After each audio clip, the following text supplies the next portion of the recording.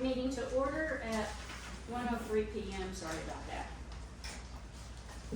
Okay, roll call vote. Howard Haggard, Present.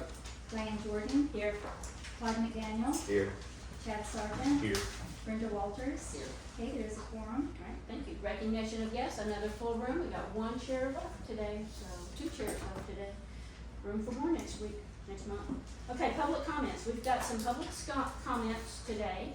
So we are going to start, we'll kind of go in reverse order. Jeffrey Dixon wants to talk about item number 12 on the agenda. We can share with everybody. You want to just go in order of the agenda items and then on that item to speak? Well, I've got people that want us to talk about different things. What do you want? Yeah. So, if you wouldn't mind going for item number 12, which is the discussion, consideration, and possible action to enter into a master service agreement with one or more engineering firms to provide on-call road engineering services on an as-needed basis. Adam, are you ready to reply? I am ready now. Okay, Mr. Dixon, the floor is yours. My name is Jeffrey Dixon. I represent Craft and Toll as an engineering firm that has done over 60 years worth of business in Arkansas and Oklahoma. I've been in them 2 years, but I've also been doing this type of work for over 30 years. Sorry. I also wanted to give you a little lead behind so you can explain about our firm. The master service agreement just allows us to negotiate with Adam on a small project basis and be at your beck and call on a minute's notice. Any questions from you all about what would be expected of the master service agreement? Okay, thank you for your comments.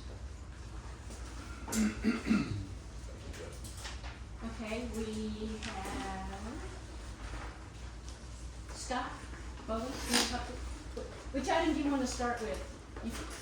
Just, he can just go ahead and he's got the 2 minutes to cover where Yeah, he wants to. okay. I don't want you to run out of time. No, you're fine. Thank you guys for allowing us to speak. We appreciate that. I put it on my phone so I wouldn't ramble. Number 9, if you could please explain in detail about the $5,000 a month up to $20,000 for the rural health clinic. And also, does this include McCurtain Memorial Hospital? We all know the tax issue thing when that got jerked from them. Number 14 through 22, someone please explain what all this means, because it's mumbo jumbo to the ordinary person like us. I know that you guys have had ample time to work on this for probably months, and then you put this out there, and then you give us an hour on November the 6th to make a yes or no decision, which we have no idea what we're voting on unless we know what it means in long and term short. On the subject of voting, I wish that this government could begin doing the 7 a.m. to 7 p.m. precinct, because although there's a small room here, a lot of people cannot get out and vote. They work. And for your meetings, I know y'all can hold them anytime you want to. Just like with our church, there's never the perfect time to have any kind of an event, so we understand that. But the precinct voting, I think we'd get a whole lot more turnout if it could be from 7 a.m. to 7 p.m. And that's what I would like to see happen in the future, please. Okay, thank you, Scott.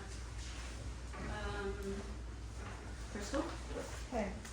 Item 7, treasurer's report. It would be great if y'all would start making that public, uploading it onto the website so people can see it, instead of having to do an open records request per person to get it. Should be open anyway. Your minutes and your agendas are on there, so it'd be great if we could start seeing treasurer's reports without having to do open records reports. On item, we have questions about that rural health clinic as well. Is this meaning that the town's not only gonna lease a building, who's gonna be responsible for hiring medical personnel? Who's gonna oversee this? And who's gonna be responsible for the liabilities that go along with it? And then there's this caveat at the end of that if the clinic vacates, that y'all can do anything else that you want to with the term of that lease. So what's that gonna look like? what's the commitment? Are we truly committed to that full-time, or are we just partially committed to it? And if they vacate before that, we're gonna do something else and spend that money another way.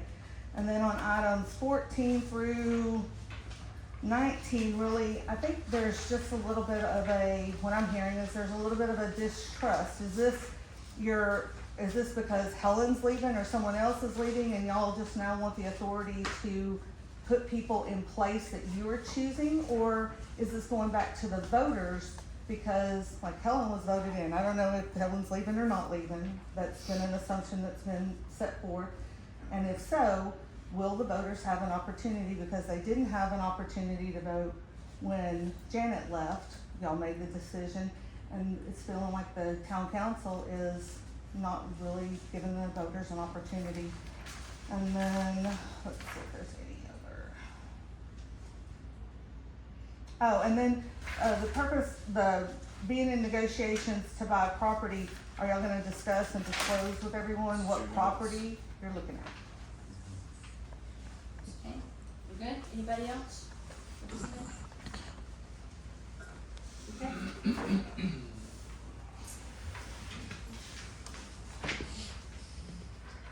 Consent docket. The following items are considered routine by the Board of Trustees and will be enacted with one motion. Discussion desired on any item, that item will be removed from the consent docket and considered separately.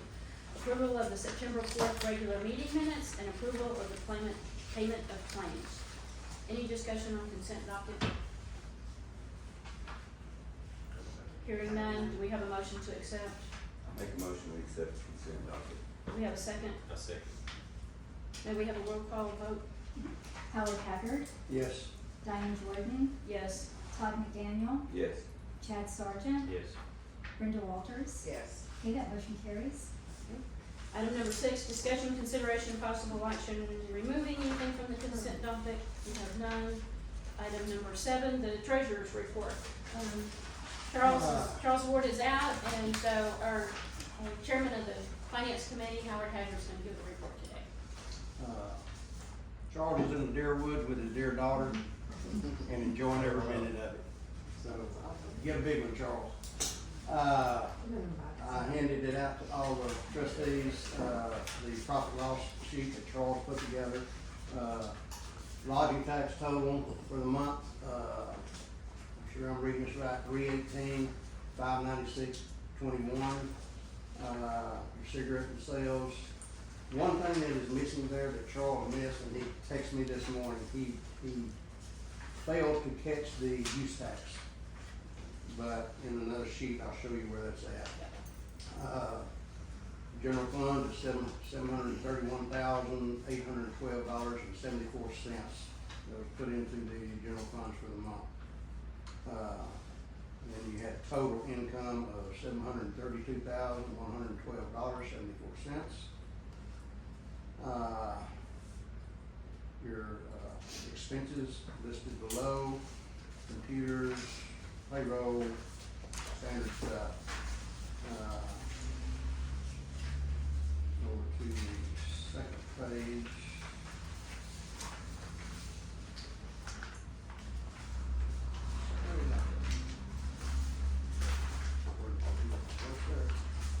Page 1 now. It's, there it is. Road and maintenance, we spent, just let everybody know, we spent $119,312.75 on the road last month, or within 6 weeks or so, more than 1 month. Telephone stuff, total expenses, $178,377.41. Net income, $553,735.33. If you will flip back, most of you have seen my little Excel spreadsheet that I put together. And, there's some, if you look at September, the Hochatown deposits, for September, shows Hochatown lodging tax deposit of $288,970.17. That is kind of an inflated, and I made a comment to that the other day. at one of our Zoom meetings, that it's kind of inflated. We received a check for $189,485.89 for back taxes 2023, from May of 2023 to October of 2023. So we're just from one cabin management company that went back and found the mistakes, and God bless them for doing it. So it's our income, but I wanted to make sure it wasn't misstrued about what our total income for lodging tax was last month. And if you deduct that 185, 189, it comes down to, the number, it comes down to, on the front sheet there of your bank statement, it comes down to an adjusted of $121,000 is all we collected last month. Probably some factors in there that probably everybody knows about, but I expect that to pick back up next month, now that the change is coming from grantors. That adjusted number is exactly in between July and August collections. Exactly. Which is, so, Yeah. we're gonna have a lot of those as before we can begin seeing a pattern of what to expect. You know, I do like on the P&L, we've got the September 23 to the September 24, so And Charles now we'll added finally that. start seeing. Last month, you asked for a year-to-year comparison, so Charles added that this month. Yeah, I think that looks good, it just helps us kind of see, and again, it's hard to develop a pattern when you only have 2 data points, but so we'll get there.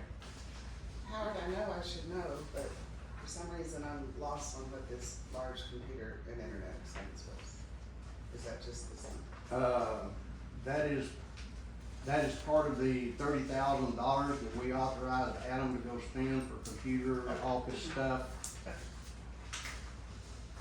Cameras, we've added, how many cameras do we have outside? Systems, server, networking. Yeah. Yeah, we had some new cameras installed around town hall, so we have a 360-degree field view. Charles did not include a balance sheet, so I just made a copy of the bank statement, front page for you.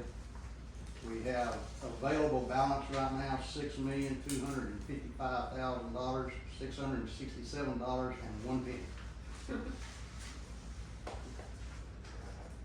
Who's good, John? Any more questions on finance? All good?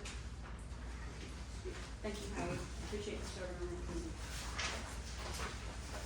that. Okay, we have a motion to accept the treasurer's report. I'll make a motion to accept the treasurer's report. Do we have a second? I'll second. May we have a roll call vote, please? Howard Haggard, Yes. Diane Jordan, Yes. Todd McDaniel, Yes. Chad Sargent, Yes. Brenda Walters. Yes. Okay, that motion carries. Item number 8, discussion only of the monthly report of the Hochatown County Administrator. Mr. Adams. Good afternoon.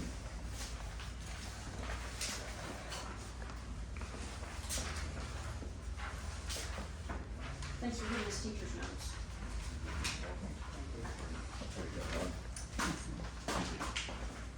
Alright, so for starters with road maintenance, we finished up Stevens Road, its connectors, all the ones that were public at least. We're not able to touch any of the private roads until we have the easements acquired. We wrapped up with Lucian Soil Road. We also had a dust applicator applied to Pinion. It's already deteriorated, so we're not gonna be using that chemical compound again. It's already creating gigantic clouds of dust, which our businesses over there are getting drowned out by dust. Am I alright? No, Yeah. John's agreeing with you over there. Oh, okay. Well, they're getting smoked out of there with dust material. It's basically a bearing road anyways with no material, just like Camp Ranch needs material. We'll get into that later, but we'll go through before the end of the week hopefully, and we'll get fresh material applied to Pinion, and that should really help compact everything down, keep it down, keep the dust under control. Also, I'm getting cost estimates prepared for guardrails and signage on that small concrete box bridge that's right there behind the bank. Super risky. We're gonna try and clean up, do some grubbing on that shrubbery that's just kind of overgrown, because it really does sneak up on you, and that bridge is super narrow. Lots of traffic goes up and down that road right there, so we're gonna try and take care of it, make sure it's as safe as possible. So moving forward from that, we did do a bunch of grub work this week, and taking care of a lot of the drainage situations. You have a lot of silt, a lot of shrubs, a lot of trees, boulders, rocks, etc. that have been covering up the tin horns up and down Camp Ranch. We had some contractors come out, replace actually, I believe it was 10 horns in total that we've replaced entirely. We laid all new material on top, built the structure over, the berm over it as well, cleared out the drainage pathways, so that way the road will stop from flooding over. And once you got that road during any significant rainfall event, that water's just gonna continue damaging it until you can get the drainage situation fixed. And so that's what we went in and did for Camp Ranch. And so we'll keep an eye on that as we move forward, make sure that that road is draining sufficiently, as we continue to look forward to improvements to Camp Ranch.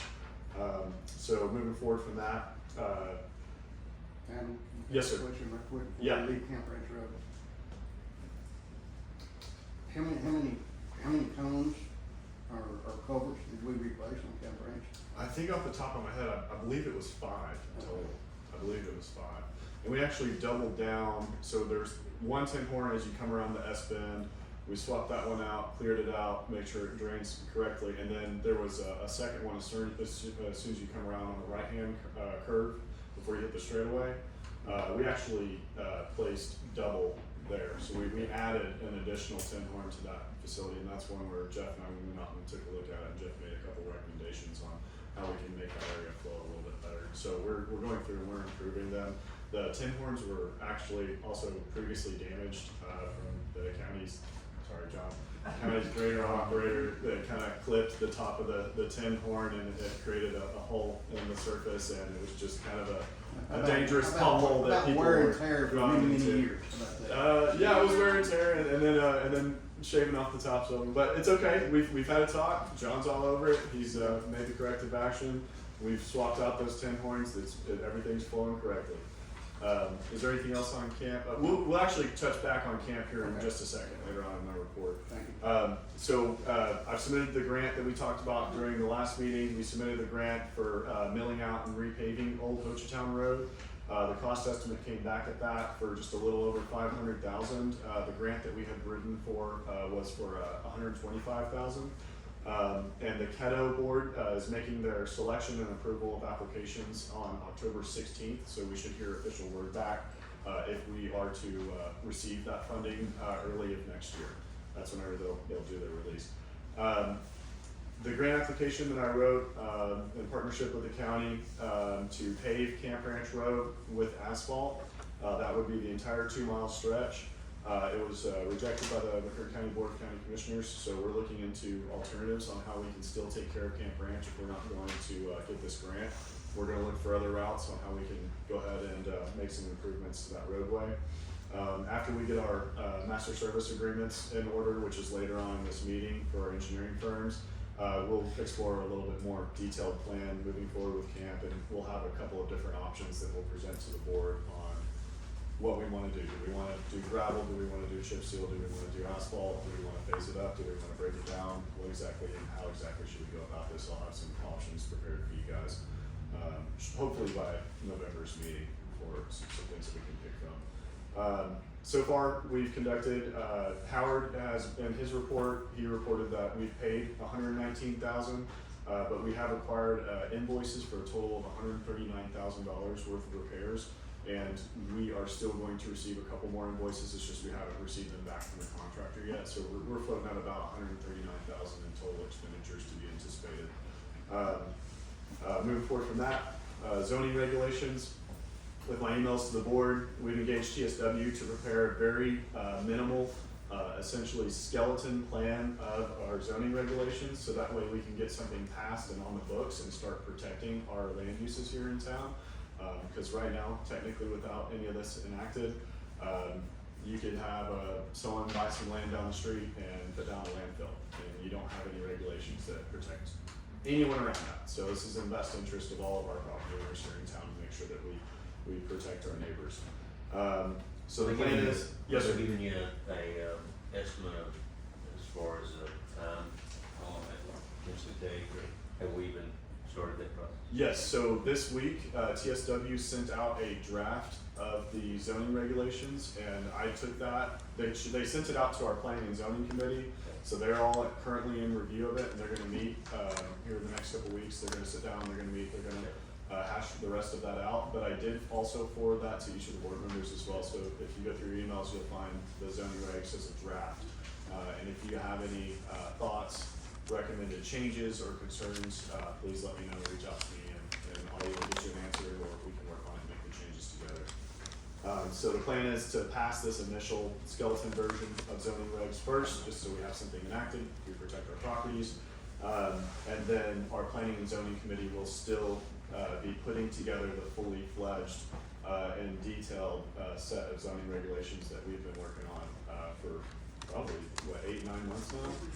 That's at this point, so they're still going to put together the full version. This is just something very minimal to get us some protections in order first.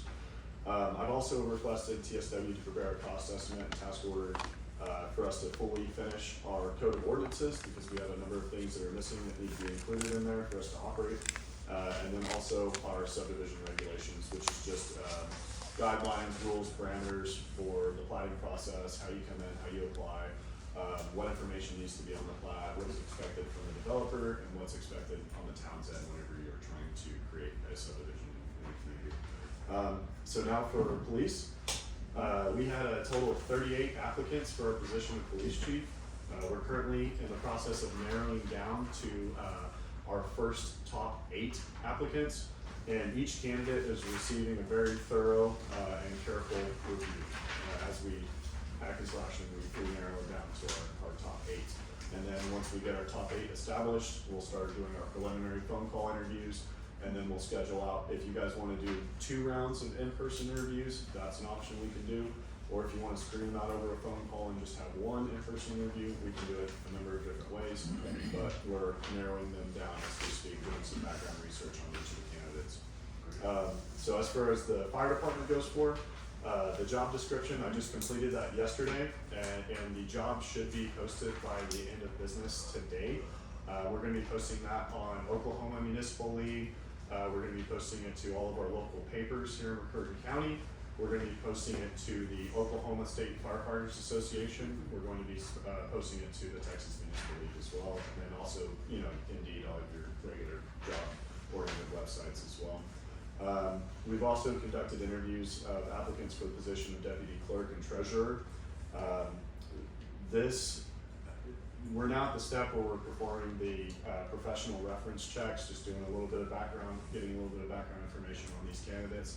And I do actually have a report on the candidates, for if we need to talk about this later in the executive session. I have a report for each of you on how everything came back to us, and a little bit to maybe answer some people's questions about what the changes involved with some of the ordinances, the big long text later on down.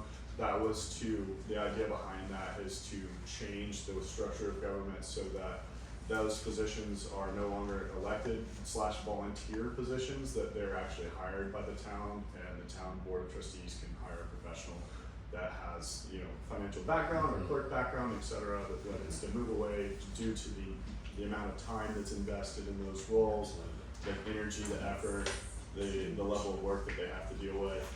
And then also you get someone that's from that background and ideally would have already experience, working in those platforms and that element. So we can get into that a little bit more in detail later on.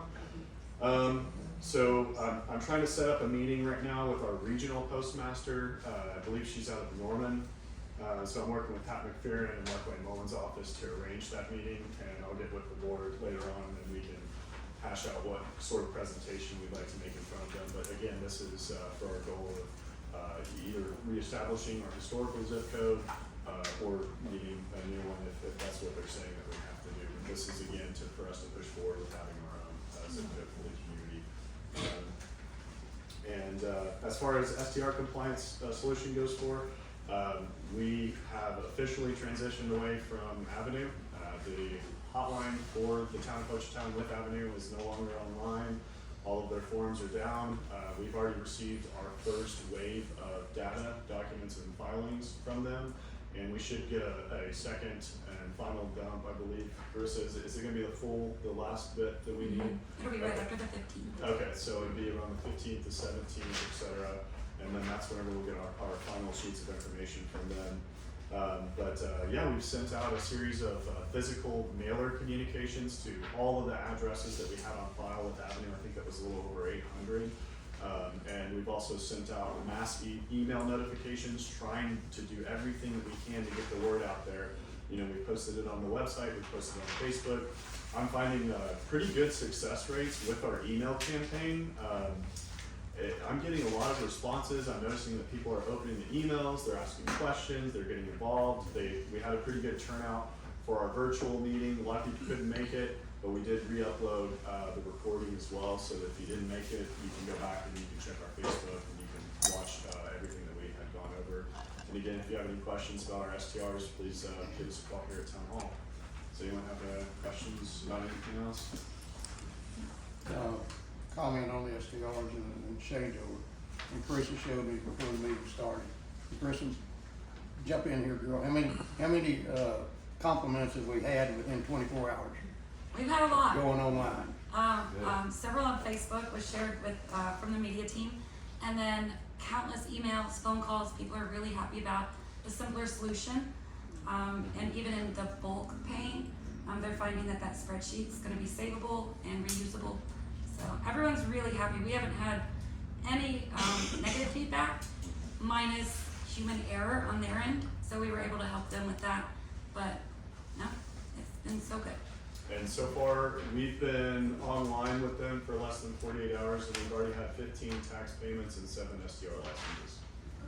Great.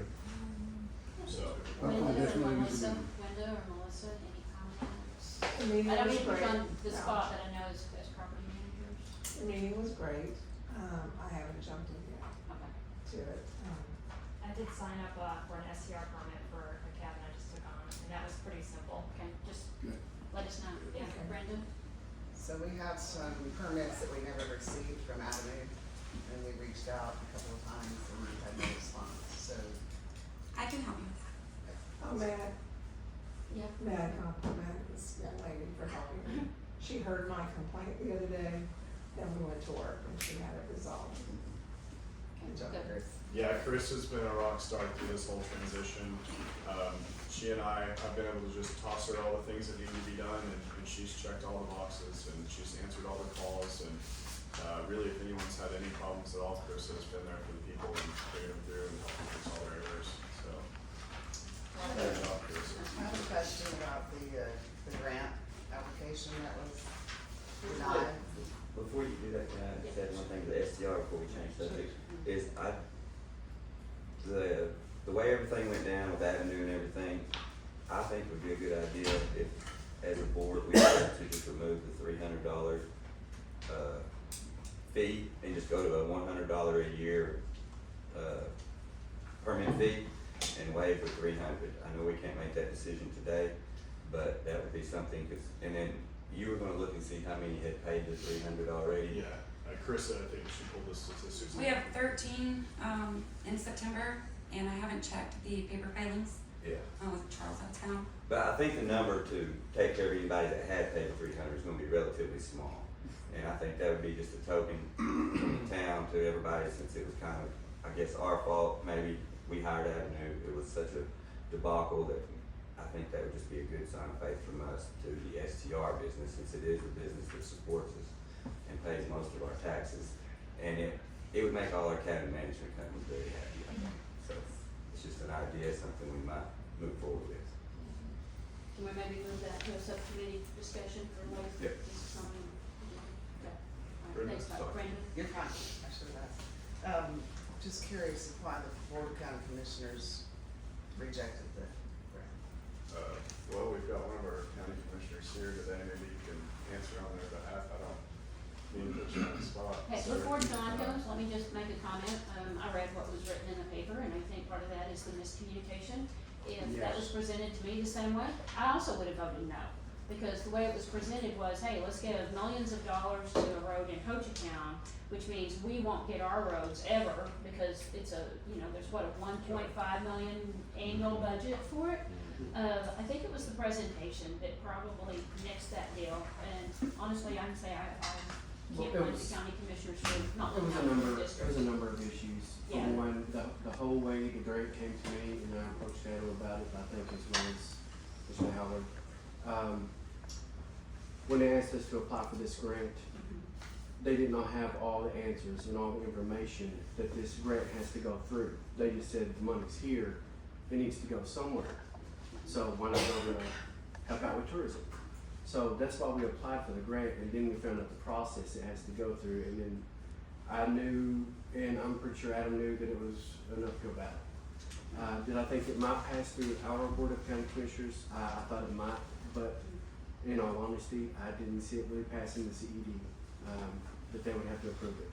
So what the commissioners, reason why I didn't get a motion from them or a second, is because they would have to push all their projects to the side that they've already spent money on. And then once you start spending money on it and you move your project, then you just lose that money. Am I correct in that, David? And so they've done got money spent on these projects, they're not gonna wanna push it back. But originally, I think the cost estimates for those roads, both were a little bit too high. But who's to say we couldn't try again in the future and have some success? There's more than one way to solve the problems of Hochatown, and we will find another way to continue to work on roads that we've done. So, thanks, John, I appreciate you being here and, giving us some opportunities to try to work together. Anything else for Adam? Right. Thank you, sir. Thanks, Adam. All right. Item number 9, discussion, consideration, and possible action to approve a lease contingency for a proposed rural healthcare clinic whereby the town of Hochatown agrees to assume up to 4 months of the lease of $5,000 per month in an amount not to exceed $20,000, and to obtain exclusive use of such space in the event the clinic vacates the space prior to the end of the lease term. Let me see if I can answer some questions on that. We are not getting into the healthcare business. We have been approached by a company, I will say that it's not the McCurtain Memorial Hospital, to put a clinic back in Hochatown. The agreement with the lease agency is they are requiring a 1-year lease be paid in full, even if they vacate early. And there's not a likelihood they'll do that, but there's always a possibility that it just doesn't work for them like they hoped that it would. And so they're saying, if we bring the clinic, would Hochatown, we will commit for at least 8 months. They wanted to commit for 6. They were able to negotiate the 8. Would Hochatown, in the case that they leave, would we be willing to pick up to the last 4 months of rent, and then of course we would get the building. That's what the request is. Hopefully we'll never see it. I think that $20,000 a set aside escrow to bring healthcare services to Hochatown would be a good thing. But I'm open to comments from the board. I agree, but have we designated the property that we leased? Have we? Yes. Okay. The clinic has designated a property. Okay. Is it going back into the same identical space that the old clinic was, or is it next door to it? I think that would be up to the clinic. Okay. No contracts have been signed for anything, because they are waiting to see if we would be willing to consider $20,000 toward if they can't stay. But we would get use of the space. And of course, we wouldn't be using it as a clinic. Do you see this across the state, this standard of, reputation or other towns that do this? That's what I could- Brenda and I and Adam and I, we've been attending some economic development meetings and conferences, and there are a lot of, in fact, the board has been receiving a lot of these RFPs that are coming out. They'll call it, Project Deer Ramp or something. They don't give you the name of the company to protect them in case this doesn't work. They don't often give the name of the property in case that property needs to, they may be courting other clients at the same time. And so it does remain confidential, but the information is available of what it is they're trying to do, and it's made available to those economic developers. And there are lots of incentive programs to bring people to a community, whether it's sales tax rebate, shovel-ready improvements to a property, like bringing electricity, bringing water, bringing wastewater. There's a lot of towns that to recruit someone that's attractive to them to come in, to give them some type of benefit for coming. I mean, the ask could be, will you pay the lease for a year? That was not the ask. The ask was, if we don't make it a year, would you be willing to do up to 20,000 on a month-by-month basis for up to 4 months? That's the ask. So do they have a proposal and a marketing? Yes, they have all of that. Yeah, I'd like to see. They have what their plans multiple, are. they have, We met multiple, with them. yes, they have multiple companies Discuss their in multiple plans. states. They're Mhm. well respected. I wouldn't bring it to the board if I didn't think it was a worthwhile ask for the amount that they're asking. And what, the services that they're gonna be offering, is it gonna be similar to what has been here, just simple A basic? rural health clinic, but it could possibly be much more than that. Okay. Other services that they also provide, long list of other services that can be Very provided. involved in their community. Well, historically, what's been here hasn't worked for some reason, and so, we have to look at that and go, why haven't And they? Why a big didn't it part work? of that was a lack of marketing. And these folks have a marketing plan already in place. They're very familiar with our area and understand that most of their, potential patients, customers would be guests. They understand the importance of having emergency care for this community. I was very impressed with them and what their plans are for marketing, to make sure that folks know they're there and available and. So I'm assuming their objective long-term is to build a patient base. Are they wanting to build a patient base, or are they wanting just to be a emergency clinic? No, It would patient be a based, combination yes. of both. So Oh, they'll have yes. one doctor Yes. in-house, or 2 doctors, or what's the I plan? believe it's one doctor and one PA, or a PA. Yeah. Okay, yeah. They wanna hire locally. Including telehealth. Like I said, there's a lot of options available. They've just got a lot of competition, and so I think that's something they have to consider too. There's a lot of competition, broken bone, there's, many go to the Hochatown clinic, so I think that it's they would have to. Well, be and marketing. the rest of that issue is that there's other doctors available, but they're not available in the evenings and weekends when, That's you true. have guests in the emergency. That's true. And our goal is to make they're services willing to available do- to Hochatown, to our community. Okay, so it's not gonna be a 24/7 clinic, or just It could be, but potentially in the Don't future, know. okay. Well, I think that's, I'm not opposed to this at all, but I think we would need to see like what are their plans of operation? Are they gonna be open late at night on weekends? What are their hours gonna be? Maybe we put some requirements on them if we're gonna do this, that they have somebody here on weekends until a certain amount of time. That's really the only issue I would see, is that we don't, or at least I don't know what Have enough information. we come in here would plan on doing. my response to that would be, they're in the healthcare field, they're there to make money and service. If they think they need to be open on weekends, I bet they're gonna be open on weekends. I would hate for the board to be telling them how we think they should keep their business open. Like I said, they're in multiple states with multiple facilities. I think they have a pretty good plan of how to run the business and keep it open for Hochatown. Well, why don't we have them set them up, have them come in and do a presentation, and we can visit with them. Let's see what they have to say. Why can't we do that? Why couldn't you have them come in and talk and visit and tell us what their plans are? That would be great to hear, and to see what their long-term goal is, and instead of us, Well, we've talking about met it with for- them at least twice, I guess I Yeah, don't know well, if we you haven't, didn't so, read okay. the email. If we wanna do full board, reviews, we certainly can do that. Well, my concern is this sets precedent, and then you have other healthcare, or, say this one fails, and then the next one is, I don't want it to fail, I guess. I Right. want it to succeed, I want it to work and everything to go fine, but,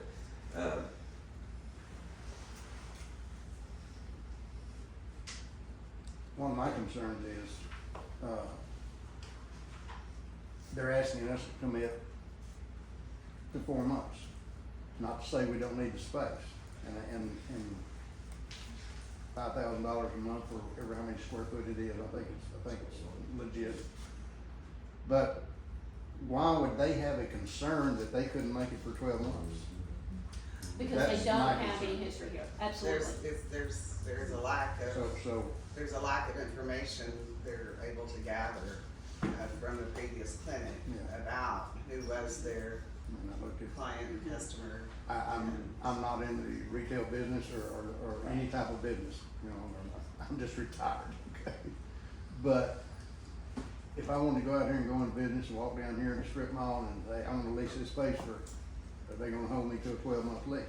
And if I only make it 6 months, I'm still responsible for the rest of that. That's a That's great what I'm technical saying, in disagreement. as simple a terms as I can say it.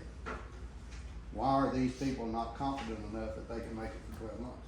If they are nationwide, statewide, whatever they are, why do they feel like they can't make it? Want us, it's like they're trying to ask us to back them. Does Hochatown citizens and or this board feel like it's worth a $20,000 investment to bring a clinic back to the town of Hochatown? That's Good exactly point. the question, that's Good exactly the point. question. Weigh that in the balance? And it's not write them a check today, No, it's not. if this doesn't work, but again, you know. Plus the fact that it, like it states, if they don't make it doesn't say they're not, but if they don't, and they're committed to 8 months, and if they don't, we take it for 4 months, we can use that space. And there's reasons why I think we need that space. We're busting at the seams now, and this will come up later in the meeting about other stuff, so.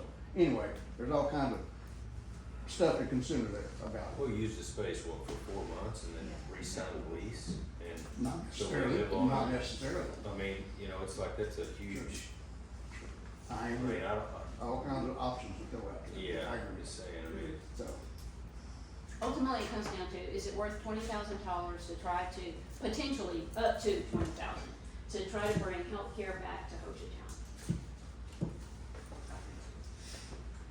I absolutely think so. need a motion. Do we have any more discussion? No. so we had a, so let me get this right, because at times there'll be an email slip through, so you guys sent us their business plan, or what was sent to us? Because I don't recall seeing anything on this company, as far as came through my email, I'll have to go back and see what you you have. know, I But, mean, we met with them, some other, let's call them consultants, met with them that are Okay. in this business that recommended this with us. We met with them a second time. If I've missed getting you on more committees, then I'm sorry. You know, So is our agreement with the healthcare group, or is it with the? Liz would put that together. Liz has also looked at this, and she would be putting it together into the lease agreement, what that would look like if we have any responsibility to be at the end. She's already looked at that. Is it gonna hurt anything for us to delay this or take no action and wait another 30 days so we can get a little bit more information?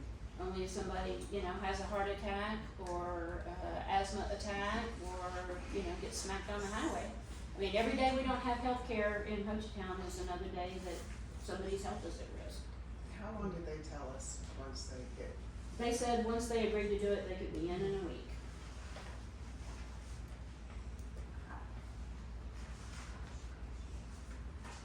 And so, I guess in theory, if say it didn't work out, we've got, and the town would take over control of that building for the last 4 months, Yeah. we could move in another, We could move in another healthcare another clinic, healthcare. you know, if we needed to. Or we could use it for office space, or we could sublet it to somebody else that's looking for a short term. so do we know historically the space that they're going into? Once again, we haven't really answered that question. Is the space they're going into the existing space where we've had healthcare, or is it because location is important as well? So do we know that information? I think that the location has been agreed on by everybody. if I can answer it that way. for Okay, you. okay. Everybody thinks it's a great location. And have they, did they express to you guys any, information as far as why the previous health clinics did not make it? Because we had some nice clinics for the, you know, over the duration of the last. We had one Okay. privately owned clinic, and then the hospital's clinically owned. And what was the situation with the hospital clinic? They're not able to receive the information. At one point, the hospital had reiterated to someone here in our area that it was their most profitable clinic. And then when they shut it down because they said it wasn't making money. So, the benefit to a privately, well, to any company for this area is that your clients or patients most often would be people with health insurance. So that makes it attractive. But finding out exactly why the others were not successful, other than a lack of marketing efforts, changes in the times of operation. Back to Todd's question, if you're not open, we can't, you know, it's kinda like how come that restaurant before you didn't succeed? Could be the chef, could be the, you know, There are multitude. you know. Todd, what do you think? I think we owe it to, we have a responsibility to the town to provide some type of health services here, to protect our citizens, our tourists.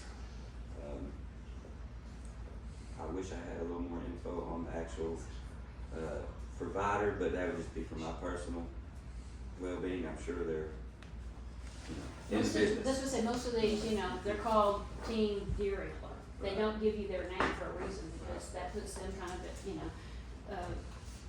know, Chad doesn't want pick a town to know that he's bringing in a Bendigos too. Right. You know, so it's really not fair to throw them under the bus in a public meeting. Yes. With contracts. But I would also like to, you know, I'd like to know what services they're gonna offer, and if they're gonna offer emergency services, and what their hours of operation are gonna be, and, you know, to what degree can, you know, I remember the clinic that was here before, there were several emergency services that they couldn't offer, and so individuals had to go to Idabel. I can say that some of those have already Yeah. been addressed. Okay, yeah, so I remember those being, you know, an issue, and so that's a big thing. You guys, you know, feel confident in what services are gonna offer, and you feel like they have a good historical record. And you said they have various locations, or? Yes. Multi-state. Okay, yeah. Well, Todd's right, I mean, we do need healthcare services here, especially with the gap between, towns, and so it's important, and when you can save someone's life, what's that worth? If they can contribute to that. I know we have EMS, but just to have someone cut them, I mean, we've had, you know, serious cuts at the restaurant, where we've used this Y'all have clinic. sharp knives? We don't have sharp knives. And we've used this clinic several times, and they've sewed us up, and done a good job, and we were glad they were there. Okay. So I think it's, I think Todd said, and you guys said, I think it's a great asset to the community, and we're potentially invested in. Howard, anybody else? I'm done with this? What do you think, Eric? I make the motion, if the discussion is done.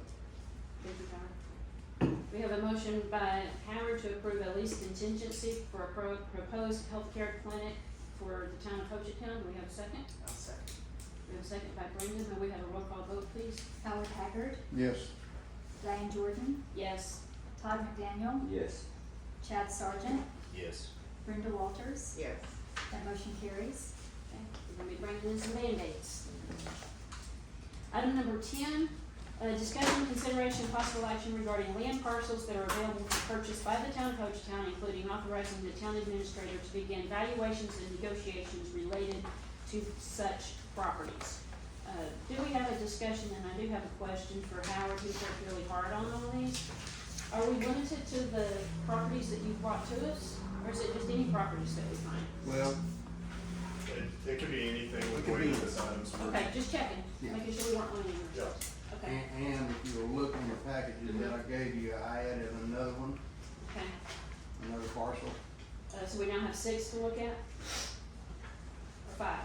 And the whole purpose of this exercise is to eventually find a more permanent or better or bigger place for town hall and our continual growing offices. You Fire said it was- department, police department, we've got 2 more employees, we've got a possible 6 Hang more on, employees. what? Chad was looking for this. Oh, yeah, that's it, okay. Yeah, At the back of I the was thinking- treasurer's It report. was added. Yeah, okay, we're good. Sorry, Yeah. sorry, Howard. Mhm. Hopefully all of you, and appreciate Adam for putting this package together, so all the links out there, and for all the trustees have had a chance to go look at the properties. You gotta start somewhere, we need to start somewhere. The town, in my opinion, and I think everyone's opinion, we need to start investing in property if we're gonna grow. And the reality is we're in the middle of a tourist location that, as we know, is, the land is atrociously high and worth a lot of money, and so, it's a massive difference between what we're seeing in neighboring towns and what their per acre price is versus what we have, so, and if we're trying to stay in city limits, this is the options that we're looking at, and it's not gonna get much better. And that is another thought, a food for thought, I've added an additional property that is not inside the city limits. Which one? That opens up a whole new can of worms I just showed you. That's that one right there. It's 5.77 acres. It's 5.77 by one owner, and then there's 2 or 3 other parcels or lots there by a couple of other owners. There's a total of 8-point-something acres. This is pretty much across from, just north of, Crystal Lake, down in there. On It's on the, west side of the road. The big white limestone drive. Big white, anyway, does not have a physical address to it yet, so I couldn't put an address to it. But it's an option, it's a long, narrow piece of property, and if you, the numbers that you're seeing there on that particular parcel, trying to compare, if you paid retail price that they're asking for the total 8 acres, 3 different owners, and if you put the numbers together, it's roughly $173,000 an acre right there. And that's 3 or 4 miles south of our town limits as we sit now. Okay. If you really wanna talk about it, go to option 1, look at that one. That's 4.8 acres, right just on the north edge of the, help me out, Lucian Soil Road? Yes. The northwest corner of Lucian Soil Road. That turns out to close to $400,000 an acre. So it'd be good to see price per acre on Yeah. these, for those of us who don't like to do the math and look at it, but to me, this looks 100% better than what we looked at last month. Correct. I mean, just it- the more information we Sure, have, the sure. more options we have. Option 2 is what you're looking at there, is 1.73 acres, on Spearfish Road behind Easy Mark. Old Tommy Julian's office, Bravo cabin owners are in it now, or businesses in it right now. It's a 4,000 square foot building, got 2 existing offices in it with lots of, open warehouse space. Option 1 has no structures on it, correct? I think it's been cleared, I think it's just been Where- pulled there. Oh, option 1, option 1, Yeah. yeah, you're right, it is bare land, or not bare land, it's heavily forested. No structures, no nothing. Option Yeah, 2 has. option 2 is the, I said that wrong, option 2 is the old Tommy Julian's business behind, Easy Mark. That's the 4,000 square foot building, 1,500 square foot, a couple of offices. Now, your option 3 is, that's the land that's down south here on the hill. Option 3 is 1.8 acres. This is the old, David Sachs office on the east side of the road, right here in the heart of Hochatown. 2 separate buildings on it. The main building up there, roughly 2,200 square foot. pretty much gutted. I mean, it's got walls in it, but it's not studs that you're looking at. But We can configure it to the way we you want can it. go in there and configure it and do whatever you want to do with it. The beauty part about it, it's got an additional metal building at the bottom of the hill. Fire department, police department, where we store a road grader, a backhoe, whatever we do with roads. Many excellent opportunities for that piece of property. And the price, Attached to that, option 3, and if you look down there, optional 14 acres, which has no physical address to it. But that acreage has been identified by Garver as potential wastewater treatment place for sewer, if we have to build our own wastewater treatment plant. That in itself, that property, even with the wastewater treatment plant on it, in my opinion, could permanent town hall forever. We give up the one in front or lease it out, move the town hall off the main thoroughfare of Hochatown. Many golden opportunities for that 1.8 acres up front. and it's what per acre? We gotta do the math. The 1.8 acres, the asking price on it right now is $1,475,000. Can we You know, get, if you, how do you go put a value on either one of those buildings? I don't know how you do that. That's the reason we need to talk about options and who do we call to go do, is there such thing as a fair market appraisal, fair market value that somebody, some professional real estate person can put $1 to? Yeah, there's a lot of firms that are out there like. Schmidt That's what Enterprises. I'm trying to get the board to look at to start this process. We're not here to make an offer yet, we're a long way from that. So we need to start looking at this stuff, and we need to invest in some property somewhere to continue to grow the Hochatown. The 14 acres behind it is $2,898,000. That's roughly $200,000 an acre. Anything up and down that 259 corridor goes from 400,000 to 200,000. And the closer you get to the heart of Hochatown, the more expensive it gets. That's the reality, just like you said, that's the reality of Hochatown And we right have, now. has these been appraised at all? No. All it is a price out there on the real estate board right now. That's what I'm asking the board. At a prior meeting, we had one of our board members that wanted more than just one piece of property to look at. That's what I brought to the board. I'm giving you some options. We've all agreed that we need to grow. We all agree that we need to invest in land. I've given you some options here. Can we authorize, I'm asking you to make a motion to authorize Adam to go out here and start searching and researching to see if this land is even available for negotiation. Get a real good price on it to even see if we can afford it. That's all I'm asking the board to do today. So are you asking us to Yes, sir. authorize? Are you Right. asking us to authorize him to go ahead and order appraisals on these properties? Yeah, right. Because those can be pricey. So what I would ask from the board is, if you guys would either work with me or give me some direction on a number of properties that you would like a fair market appraisal to be done on. So we'll interact with a third party neutral entity to come in and do a professional valuation assessment on that number of parcels. So if someone, or if the board wants to meet again, or however you wanna do it, if you could provide me with a little bit more direction of which ones that you really like, that way I can start working towards those. Cause each valuation assessment will cost money to do.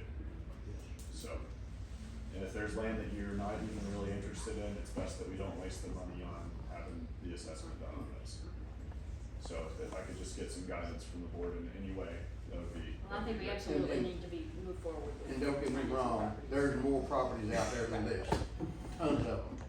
Some of them are available, some of them are not right now, but there's a ton of property out there for sale inside the city limits of Hochatown.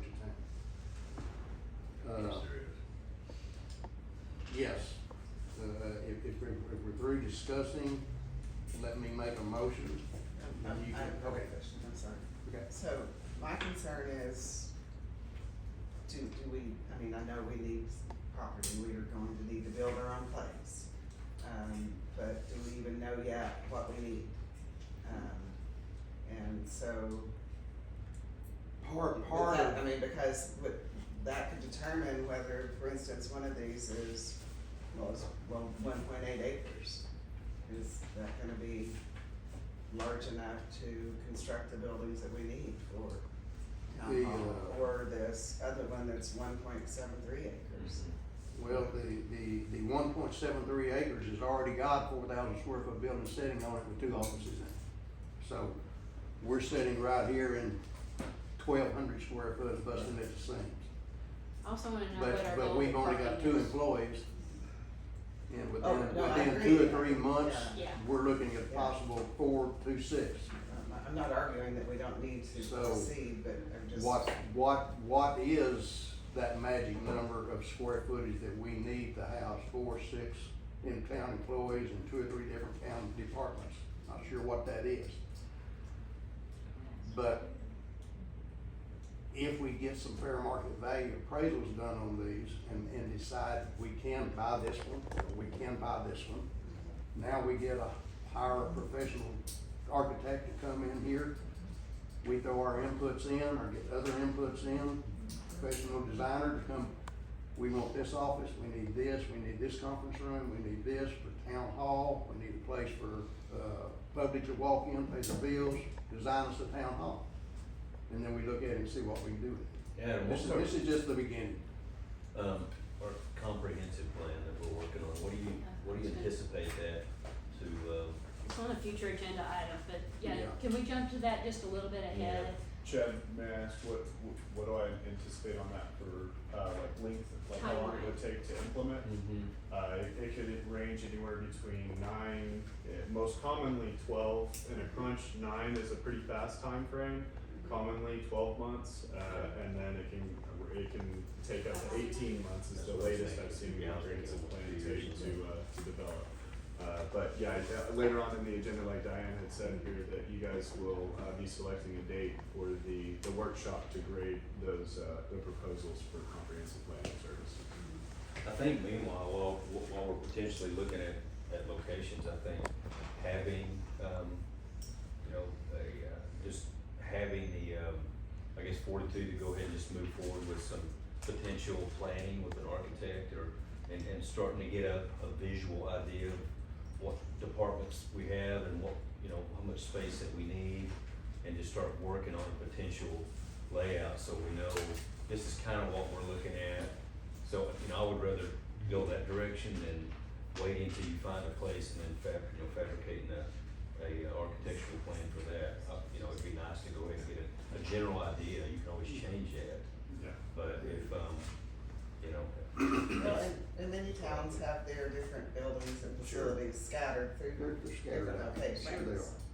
yes, So that's, And renting still may, nobody likes to throw money away on rent, but sometimes if you're not ready to buy because you don't know what you Yeah. need yet, renting may be better. What I don't wanna do is spend millions of dollars for a property and find out in 6 months that it didn't work for us Yeah, because we've that's right. already that's right. blown out the seams, Yeah. you know?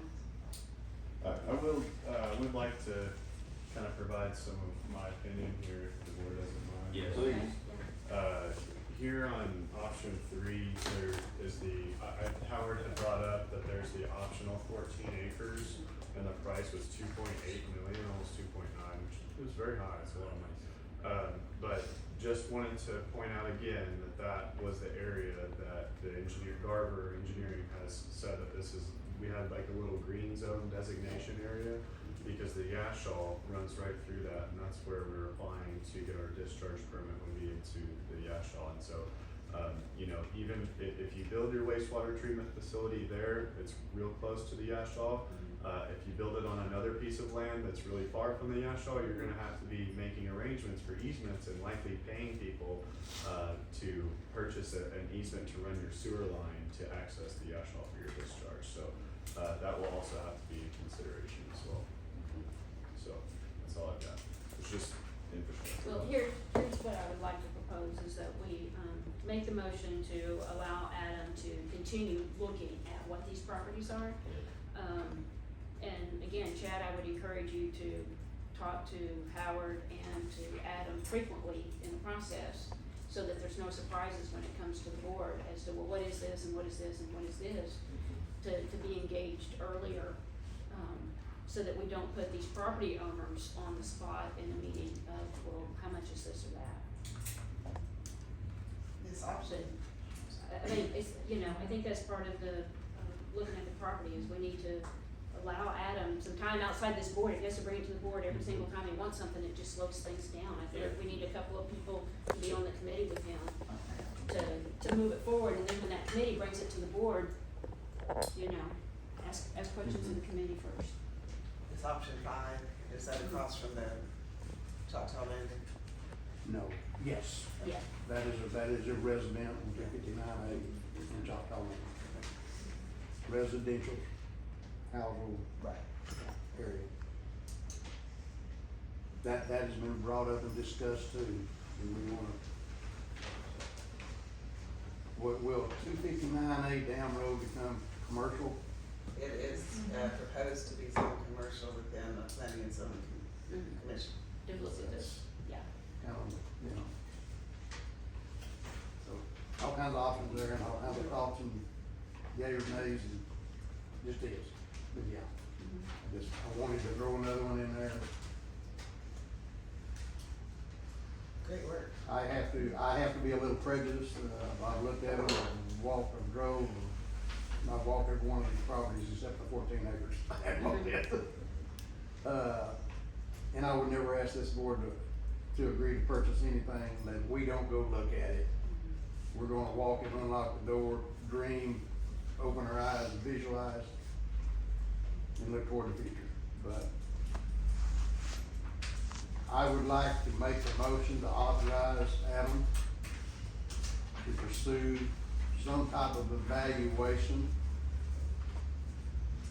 on option 2 of Spearfish Road, option 3 for 1.81 acres, and the 14 acres adjoined to it. Option 2, option 3, and then the optional 14 with option 3. Option 2, option 3, and the optional 14 acres attached to option 3. Howard, I believe in the way the agenda is, to do negotiations related to, and it says such properties. I would like to amend it to say any properties. I mean, I would hate to limit our negotiation to the 3 that you've brought to us and find out that the better one is out there that none of us have seen yet. Why can't he negotiate on any properties that he finds? Is there a reason for that? Am I missing something? What's your thoughts on that, Adam? On that question, man? Just Do you because- feel like it? Do you My feel like you've thought- exercised? My thoughts are, is I would just really like for the board to provide me with recommendations, cause I really don't, if the board's not satisfied with a particular property, I don't wanna waste the town's money on getting evaluation done on that, and I also don't wanna waste my time trying to put a whole bunch of information together for something that's not being considered. So if I could get some direction, I mean, I can go out and I can grab as many properties as possible and throw them at you guys, but I'm gonna need someone to provide me with some guidance, you know? All this is 3 properties to start with. They can go evaluate them, bring those dollar numbers back to us, and see if those, the valuations even come close to asking price. And is it worth it for us to then start making a decision, what do we make an offer on any of them or none of them? But I think it's well worth the effort to go start somewhere, and let's start with these 3. That's all I'm asking. And I'm assuming we'll get some follow through with Kevin in due time. Kevin Perry on option 4. Yeah. That's what I'm saying, I don't wanna I'm not interested in limiting our options to just what's brought here. There's so many properties out there, we've got some that we don't have prices on. I mean, I would rather give Adam the leeway. I mean, certainly we can provide him what some of these properties are, but Sure. I don't wanna limit him as to what he could negotiate on. Yeah. Well, back to my original question is, a commercial appraisal is not cheap. No. Right. Several $1,000s, so expect. So We've spent multiple thousands of dollars on lobbyists in Oklahoma City, and I hadn't seen a report yet. So, up to a couple of $1,000s for a property valuation is pretty damn cheap as far as I'm concerned. We continue to delay, put off. I don't think this is a delay. I think we're interested in authorizing Adam to look at properties. You asked me to bring you more than one property, I brought you more than one property. And now you're asking to go get more. I'm not saying to specifically get more, I'm saying if another property becomes available, that Adam has the option to look at it. If we're only gonna meet once a month, I would like for Adam to have the opportunity So we to won't- consider, I would like to amend the, action item for number 10, instead of saying negotiations related to such properties, to say to any properties.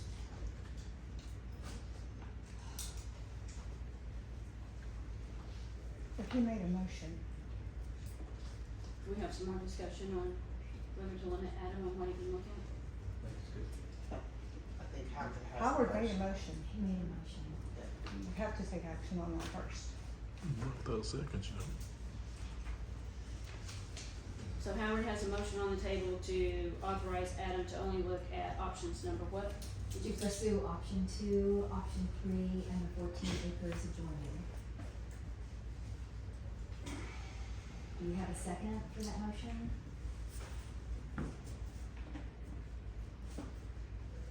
You can request Howard to amend his motion.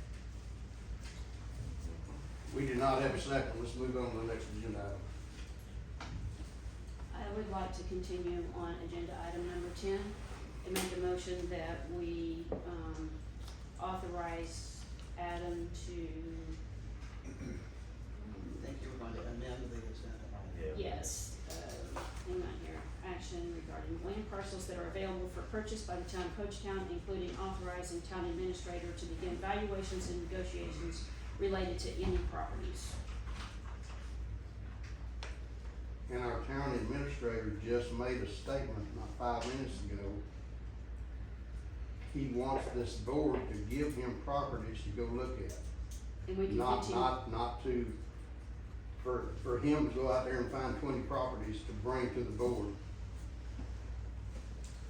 We could, the board members can bring properties to Adam. I would say This is gonna allow him to pursue option 1 and 2 and 3, but if there's an additional property that we decide that we want him to look at, that gives him the ability to do that. So that's what Diane's trying to say.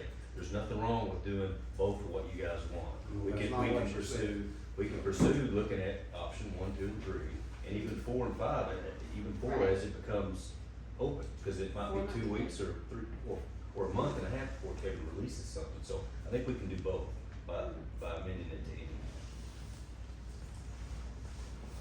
So We have a motion to begin evaluations and negotiations related to any properties. Do we have a second? A second. We have a second by Chad. May we have a roll call vote, please? Just a second.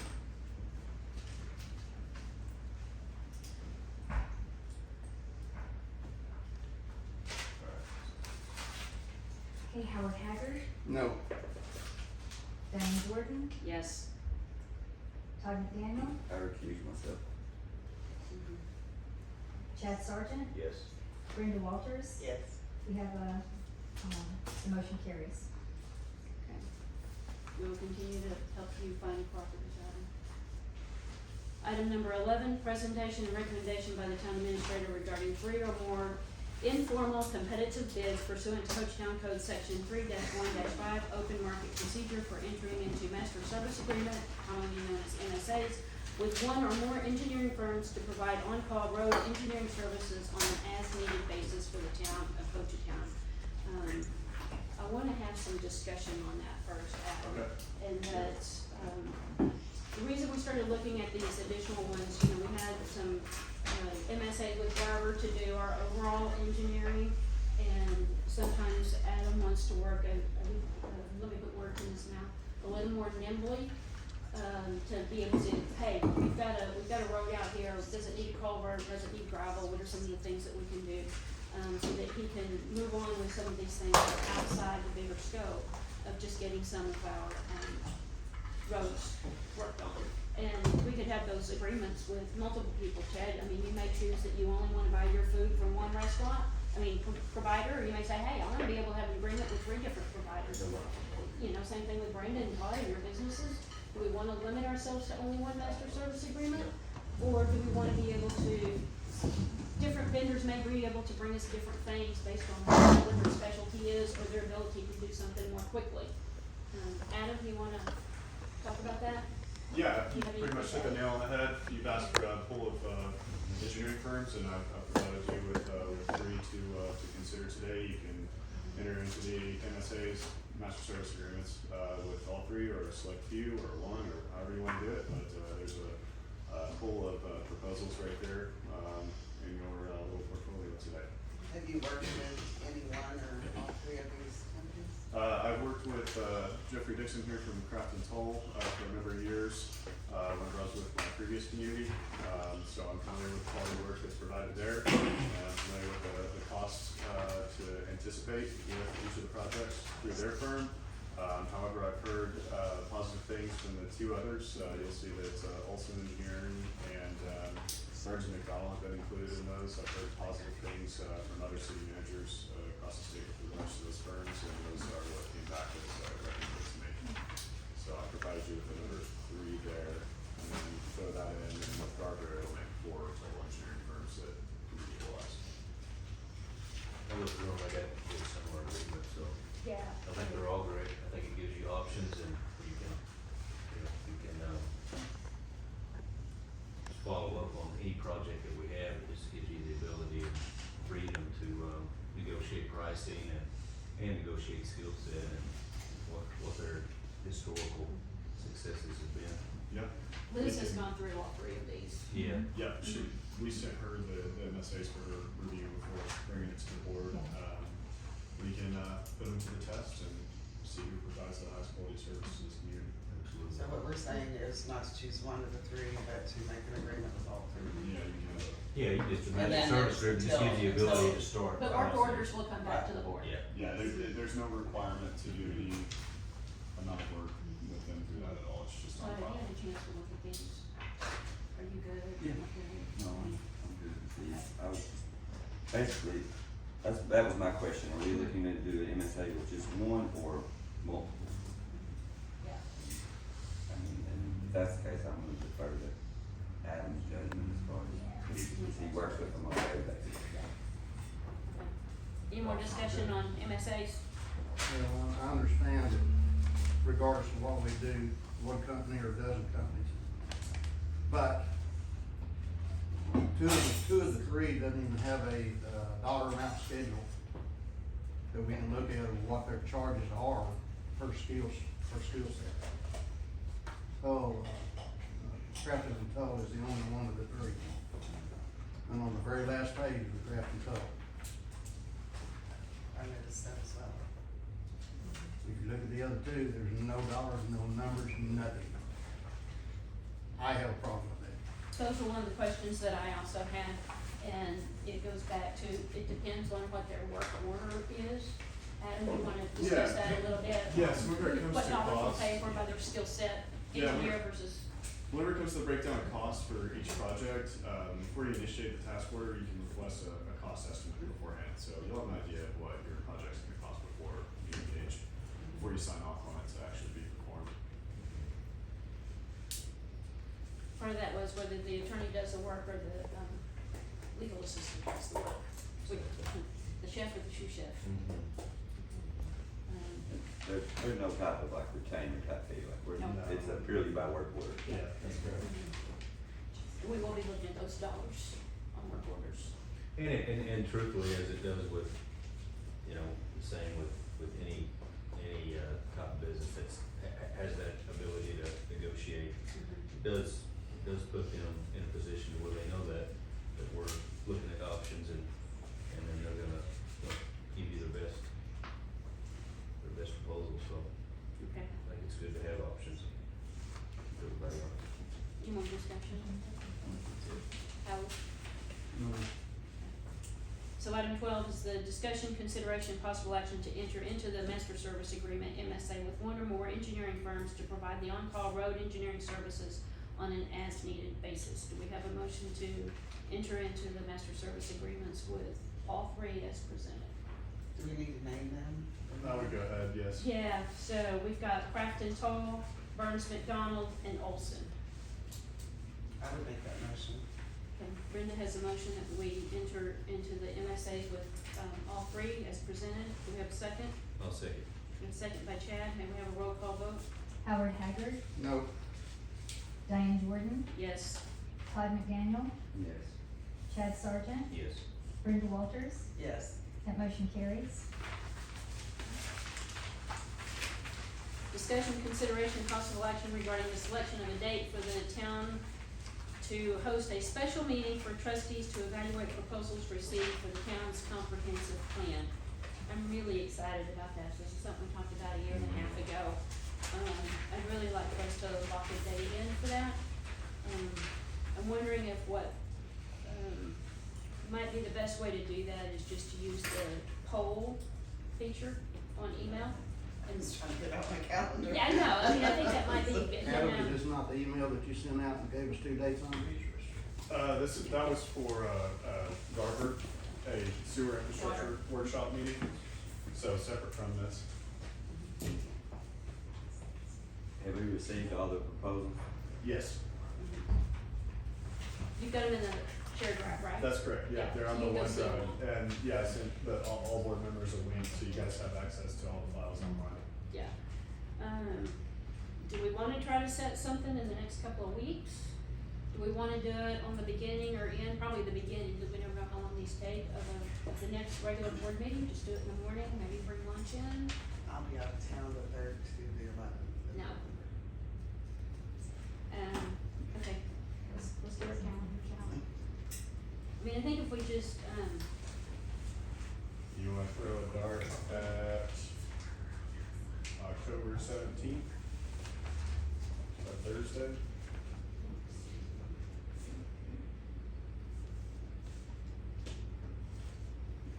that's a good day for me. That works for me. Afternoon is better for me. Howard, is that your golf day? Every day is my golf day. Except that day.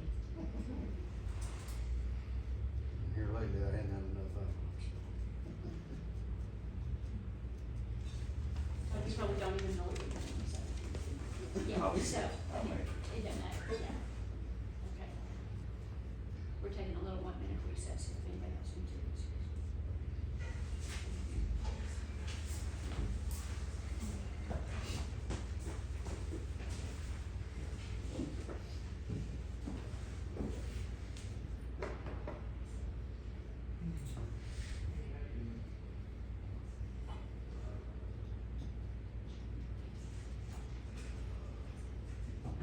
When you say afternoon, Brenda, how far in the afternoon is that? One? One, so. And it's just 'cause I work out 11 to 12, it's okay. That's what I do. Top secret, I'm gonna tell you. It's just the overall, no. It's the overall master You're not plan. allowed to talk. It's the overall master plan for the community, and Like a there's a vision. series of, public engagement events that need to happen, so after, they create a proposal and they select the contractor to do the work, then that contractor will facilitate a bunch of public meetings to occur here in the community. You gather public You're looking at the guidance. 17th What of does it October. look like, where do you see yourself? It's October 17th. Yeah. And you get like sticky notes and you get involved and you create the mapping and I think this Alright. here. Hey, we're reconvening sidewalks. here. So we're gonna look at October 17th at 1 p.m.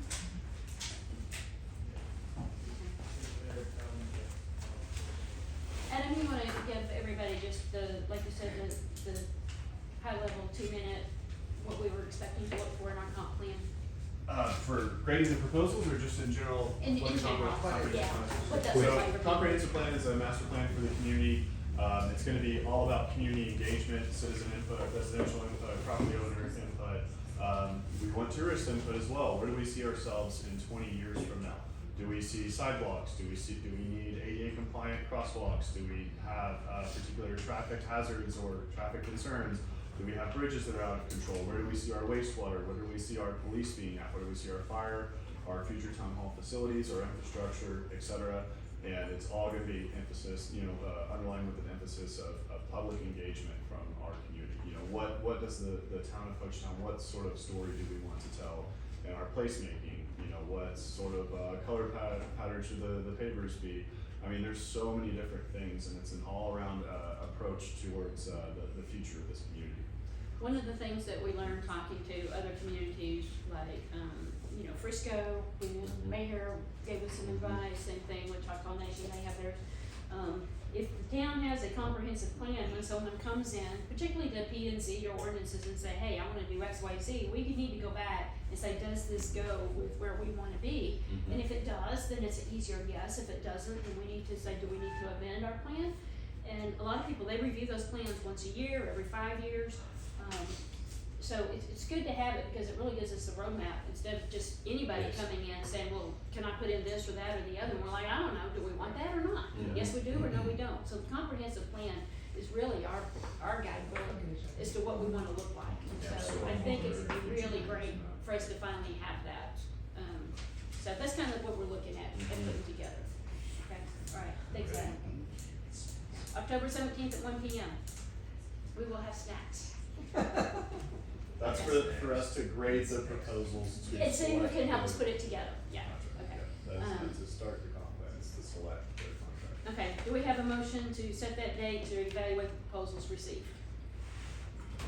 I'll make a motion, we said October 17th, 1 p.m.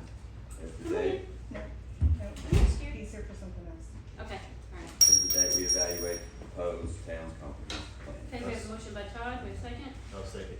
We have a second by Chad, roll call vote, please. Howard Haggard, Yes. Diane Jordan, Yes. Todd McDaniel, Yes.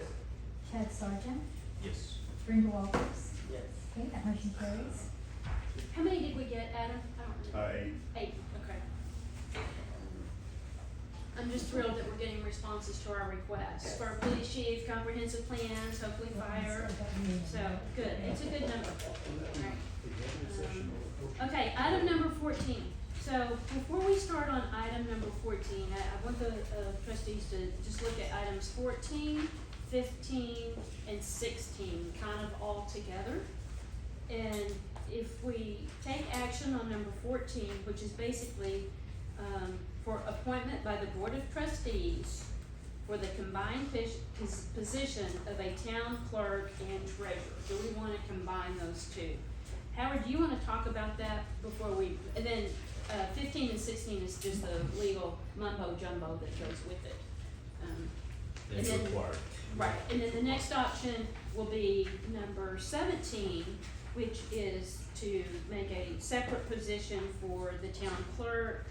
And then number 20, which is a separate position for the town treasurer. So it looks like a lot of stuff is going on, but it really just needs to be separated out, and Howard has done a lot of work on this one. I guess I'm kind of the author of this one too, so chew on me, not anybody else. Number 2. And there's a lot of, without going into a great lot of detail as to the background or the reasoning behind putting these on the agenda, and to allow the citizens of Hochatown to make that decision. There's certain things that we as board members can do without a public vote. There's a bunch of it that we cannot do without a public vote, and this is one of them. If you look at 14, all it says, look at the word resolution. At 15, it says ordinance. You know what a resolution is versus an ordinance. Resolution is nothing but us to agree to do something. If we agree to do something, then we do an ordinance, and that's what makes it law. Basically, that's what that resolution does and an ordinance does. I got one seat on the front row for you, sir. Oh, okay. I'll take this one first. And then number 16, as part of that, is an emergency clause. An emergency, any ordinance that you put in, and help me if I make this mistake, but I think it's 90 days. Any ordinance that a town normally does, there's a 90-day grace period before it becomes law. But by invoking an emergency clause, that means it happens immediately.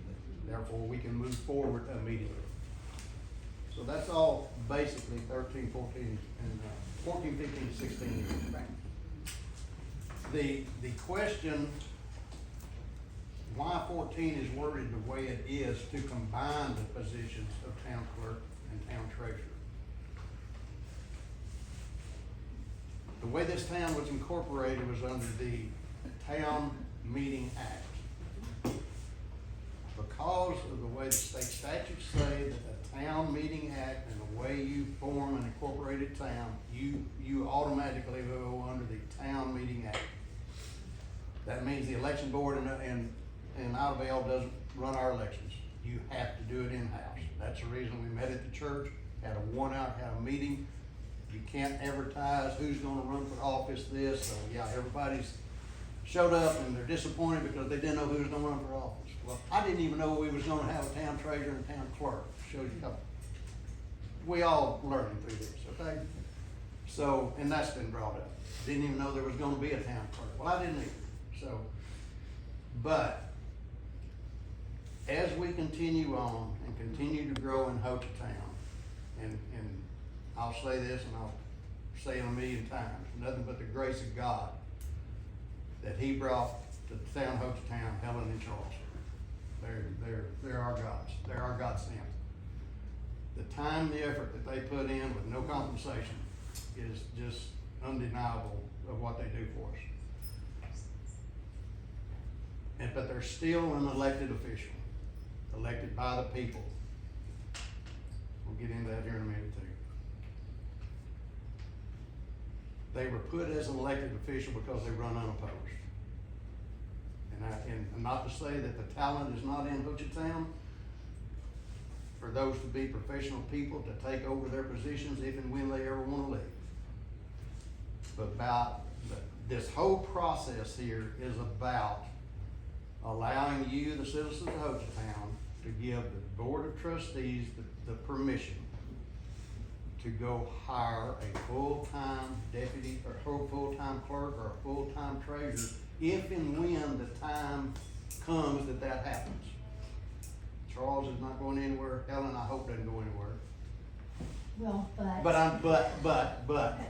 I know, and it, whether they go anywhere or not, it's time. That's the reason we're advertising for deputy clerks, and the reason that the word deputy is there. A deputy clerk and a deputy treasurer. These are the officials. Charles and Helen are the officials, and these deputies are there to help them in their daily functions of what they do for the town of Hochatown. So kind of explain 14, we the board are fixing to make a motion not to combine the two positions. And if we do that, then 15 and 16 become null and void. Won't have any effect if we choose not to combine. Now we will go to the 17, 18, and 19, and 20, 21.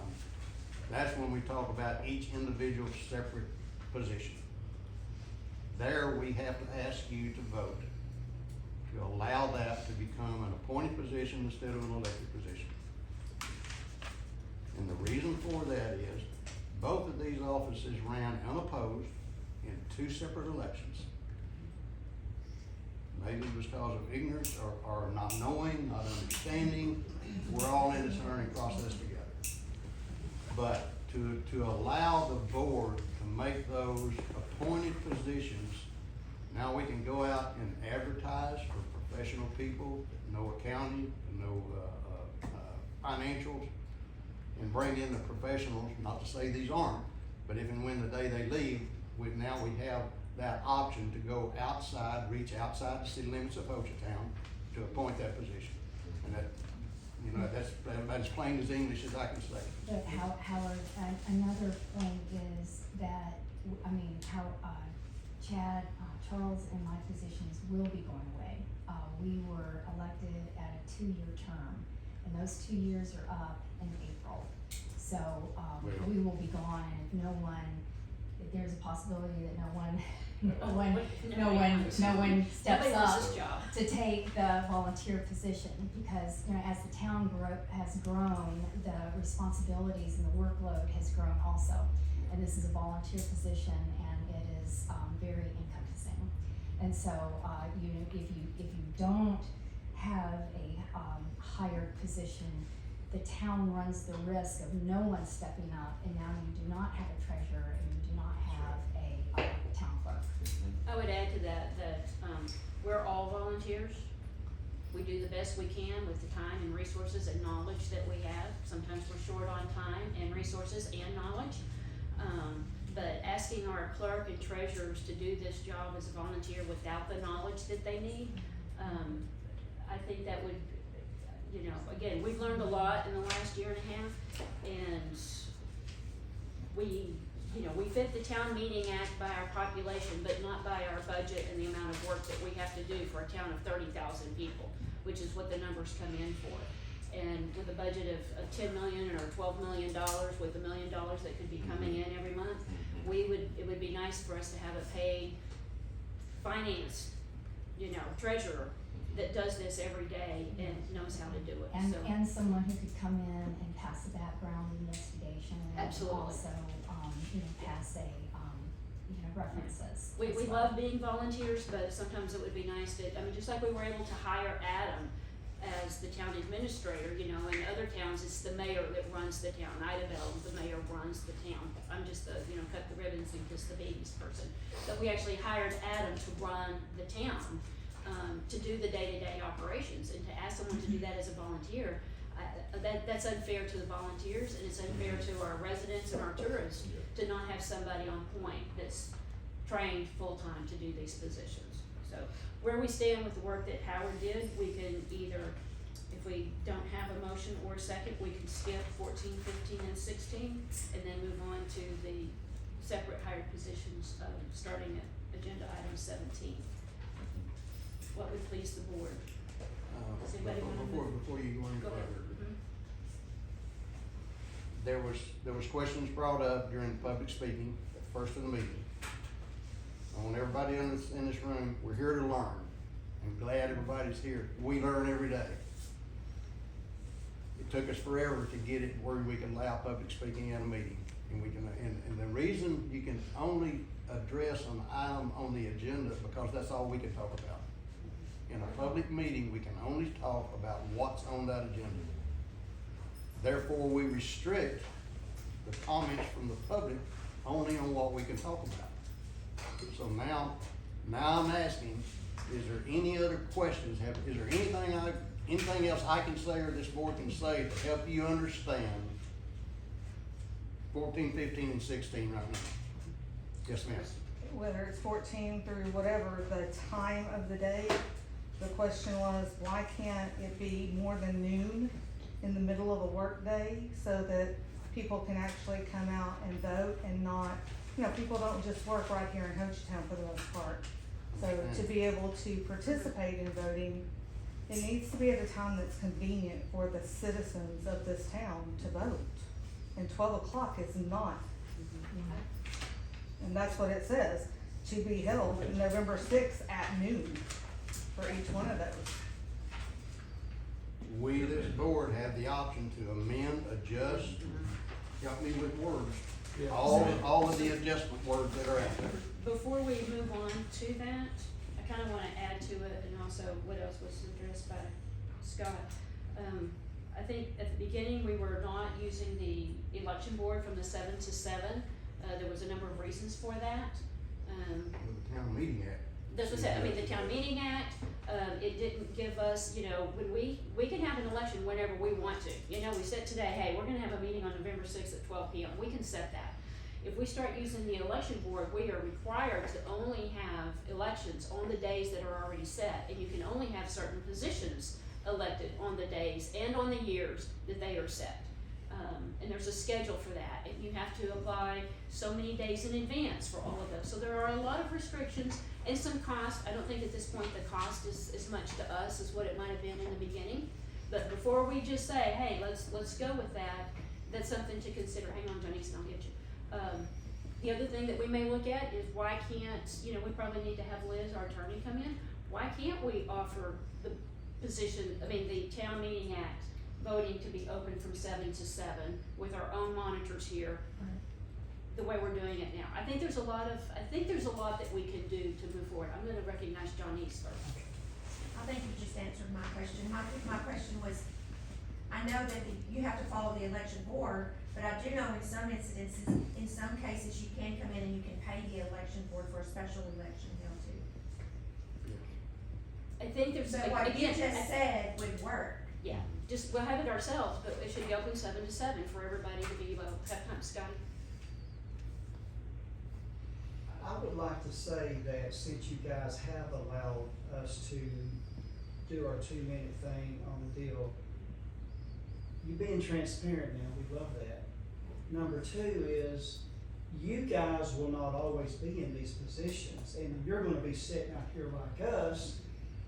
If you was to get a job that you can't come at 12 o'clock, you're gonna be sitting here thinking, I need to get the vote, and we live up here. My wife and I are fully invested. We have 3 homes, 1 business, and we just built the church. I just wanna know what's going on with my town. I want the town to work for Hochatown. I am tired of Hochatown being the stepchild of the county. We're a modern Mayberry is what we're called. I wanna be a city of Hochatown, not the stepchild of this county. I'm with Scotty. Yeah. There you go. Well, listen, I think we're We're getting not there. against growth. Well, the growth is gonna come no matter Yeah, what. The growth exactly. comes no matter what. It's how we choose to manage That's it. And right. we've never had the ability to choose because we were never in charge. And now we are, all 247 of us are in charge. You have, whether it's abdicated some of that authority to the board because we don't have time to go ask 247 people what they want every day because they have businesses to run or they just don't wanna be that involved. But I'm pretty sure everybody has my phone number and is welcome to come have coffee with me one-on-one. So back to this discussion on how we move forward with our clerk treasurer positions and considering keeping them separate positions, not combined, and having them appointed by the board where we can actually hire people. Otherwise, it does have to come from the 247 people that are here. And we may be real limited who is willing to take on the burden that Helen and Charles have done for us. So, do we have a motion on 14? Hearing none. 14 is the motion to combine the 2. Yeah.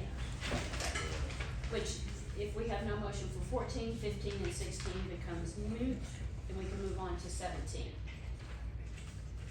So item number 17 is you want me to read it, Howard?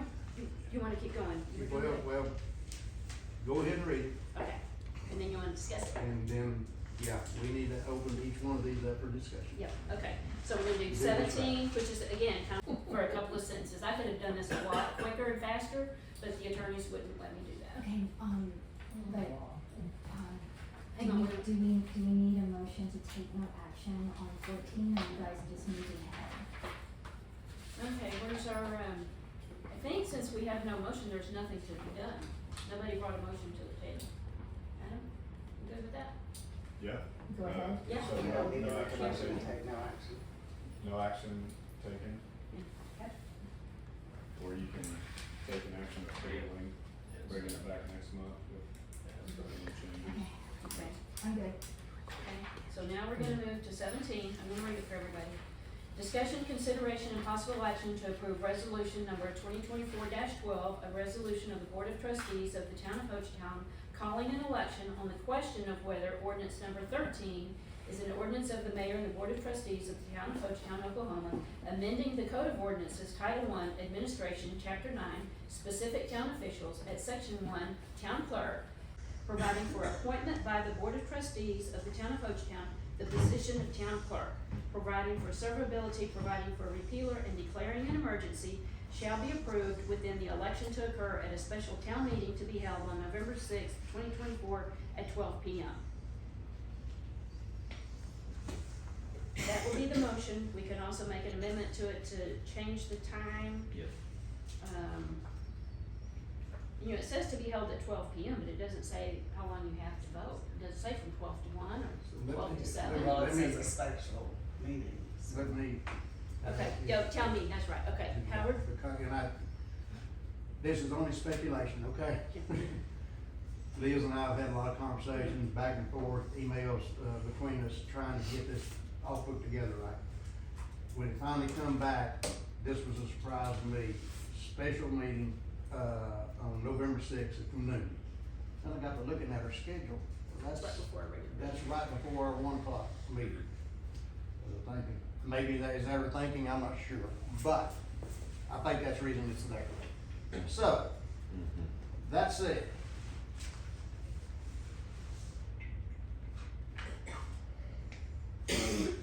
you made a comment, Ms. Mayor, that we have run town hall meetings and elections before at church, and there was no time set. Everybody got to vote, everybody hung around so we could read the votes. There's nothing that says that we can't run our own meeting starting at noon and we'll let it go through 7, or what is the time that's gonna make everybody happy? Or can we make everybody happy? I think one of your issues with that is the fact that you can't present yourself for, well, no, this is not electing the actual trustees, so. Right. No. I had in my mind is that the person who's wanting to Where are you run going? has to be able Right. to make their statement, but yeah. We as trustees, during this time frame, whatever that time frame is, are no longer trustees, now we're citizens of Hochatown, and we get to vote too. That's correct. So, Skip. The question would be, can you convene 2 meetings at the same time? You can't have a special meeting open and then call a regular session while you have a special meeting open. That's gonna be your biggest problem. So that date would need. That you're gonna have to change the date. Or do it after. Yeah, There's something. but if you're gonna leave an extended period for voting, Mm-hmm. you're gonna want that to be an open period of time. I guess the question is, do we have to have a special meeting to hold the vote, or can we hold the vote during a regular meeting?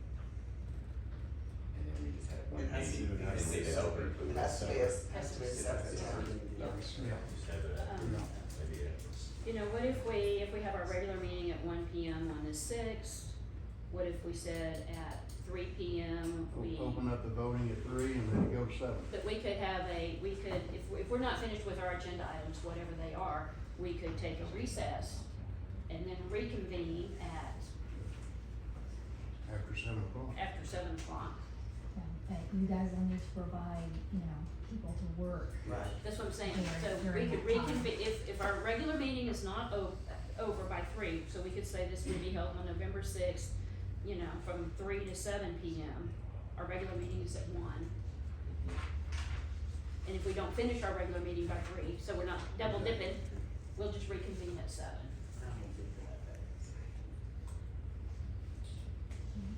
We're not gonna change the regular meeting. Okay. Yeah, okay. But yes, Do y'all like because that? we have to have, by town meeting law, Mhm. we have to have certain people the entire time of that election period. Right, right. And we can have poll monitors. Just like we've done before, Right. we'll have the city maps here, citizens have to bring in their voter registrator's card, their identification, proof of residence, show us, make sure that we got your address inside the city limits of Hochatown, just like we've done before.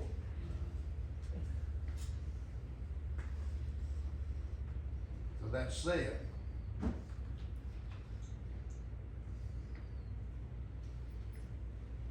make a motion that we, Before you make a motion, Okay. have a little more discussion. okay, more discussion.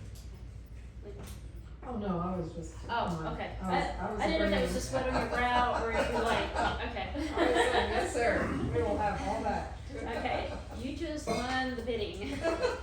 And I volunteered to be a poll We watcher. volunteered. Yeah. Yeah, okay. Okay, are we done with discussion then on this one? Just how do we amend? I think, How do we word it? I think we keep it as it is. You wanna go ahead? Well, we have to amend it, we have to amend the time. We leave everything as is in number 17, except for the last sentence. Agreed. And that the town meeting to be held on November 6th, 2024 at 3 p.m. through 7 p.m. And you know what we don't have through the Town Meeting Act is you don't get absentee ballots like you do with the regular election board. Either you're here or you're not here. And that's why it's called the Town Meeting Act. So there's advantages to it, and there's disadvantages. That's one of the disadvantages, is there is no, I'm gonna be out and I want a proxy vote. It's not an option. I've made that motion, there's a motion on the table, I got one more thing to say to the audience, for information that I forgot. We have to advertise this just like we did before, it has to go into the paper at least once, 10 days prior to the election. Let's do it twice, it's gonna be out there on the webpage, it's gonna be on Facebook, we're gonna do everything in our power to let every citizen in Hochatown know this is happening November 6th. Everything in our power, I promise you we will.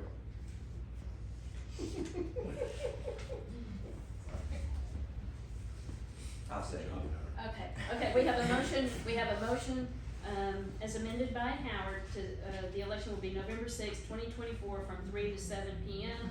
We have a second by Todd. We have a second by Todd.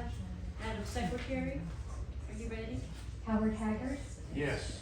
Diane Jordan, Yes. Todd McDaniel, Yes. Chad Sargent. Yes. Brenda Walters. Yes. The motion carries. Trustees, all right. Okay, so now, item 18, the discussion, consideration, and possible action to approve ordinance number 13, an ordinance of the mayor and the board of trustees of the town of Hochatown, Oklahoma, amending the code of ordinances, Title I, Administration, Chapter 9, Specific Town Officials, at Section 1, Town Clerk, providing for appointment by the board of trustees of the town of Hochatown, the position of town clerk, providing for severability, providing for repealer, and declaring an emergency. Do we have any more discussion? Make a motion to accept number 18 as written. Okay, we have a motion. Accept the ordinance number 13. Yeah, okay, we have a motion by Howard to accept ordinance number 13. Do we have a second? I'll second. We have a second by Todd. Roll call vote, please. Howard Haggard, Yes. Diane Jordan, Yes. Todd McDaniel, Yes. Chad Sargent. Yes. Brenda Walters. Yes. Okay, that motion carries. Okay, one more, hang with me. Item number 19, discussion and consideration and possible action to approve the emergency clause of ordinance number 13, an ordinance of the mayor and the board of trustees of the town of Hochatown, Oklahoma, amending the code of ordinances, Title I, Administration, Chapter 9, Specific Town Officials, at Section 1, Town Clerk, providing for the appointment by the board of trustees of the town of Hochatown, the position of town clerk, providing for severability, providing for repeal, and declaring an emergency. Any discussion on declaring this an emergency? Okay, do we have a motion to approve? Make a motion to approve the emergency clause of ordinance number 13. Okay, we have a motion by Howard, do we have a second? I'll second. We have a second by Chad, roll call vote, please. Howard Haggard, Yes. Diane Jordan, Yes. Todd McDaniel, Yes. Chad Sargent. Yes. Brenda Walters. Yes. Okay, that motion carries. Okay, moving right along, we're gonna do the same thing over again, except we're gonna replace the word town clerk with the word town treasurer. Item number 20, discussion, consideration, and possible action to approve resolution number 2024-13, a resolution of the board of trustees of the town of Hochatown calling an election on the question on whether ordinance number 14, an ordinance of the mayor and the board of trustees of the town of Hochatown, Oklahoma, amending the code of ordinances, Title I, Administration, Chapter 9, Specific Town Officials, at Section 2, Town Treasurer, providing for appointment by the board of trustees of the town of Hochatown, the position of town treasurer, providing for severability, providing for repealer, and declaring an emergency, shall be approved with the election to occur at a special town meeting to be held on November 6th, 2024 at 12 p.m. Do we have discussion or amendments? Make a motion that we amend item number 20 to read from 3 p.m. to 7 p.m. I'll second that. We have a motion by Howard with the amendment, we have a second by Chad. May we have a roll call, any more discussion on that? Roll call vote, please. Howard Haggard, Yes. Diane Jordan, Yes. Todd McDaniel, Yes. Chad Sargent, Yes.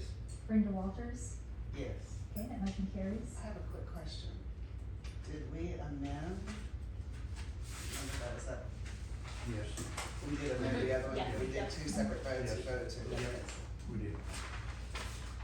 Okay, discussion 21. Discussion, consideration, possible action to approve ordinance number 14, an ordinance of the mayor and the board of trustees of the town of Hochatown, Oklahoma, amending the code of ordinances Title I Administration, Chapter 9, specific town officials, at Section 2, town treasurer, providing for an appointment by the board of trustees of the town of Hochatown to the position of town treasurer, providing for severability, providing for repealer, and declaring an emergency. Any more discussion? Howard, you look like you're digging for discussion. No, You good? no, ma'am. Okay, all right. Do we have a motion to accept item number 21? I'll make a motion to accept item 21. Okay, we have a motion by Chad, do we have a second? I'll second. We have a second by Todd, may we have a roll call vote, please? Howard Haggard, Yes. Diane Jordan, Yes. Todd McDaniel, Yes. Chad Sargent, Yes. Brenda Walters. Yes. That motion carries. I have one more question, sorry.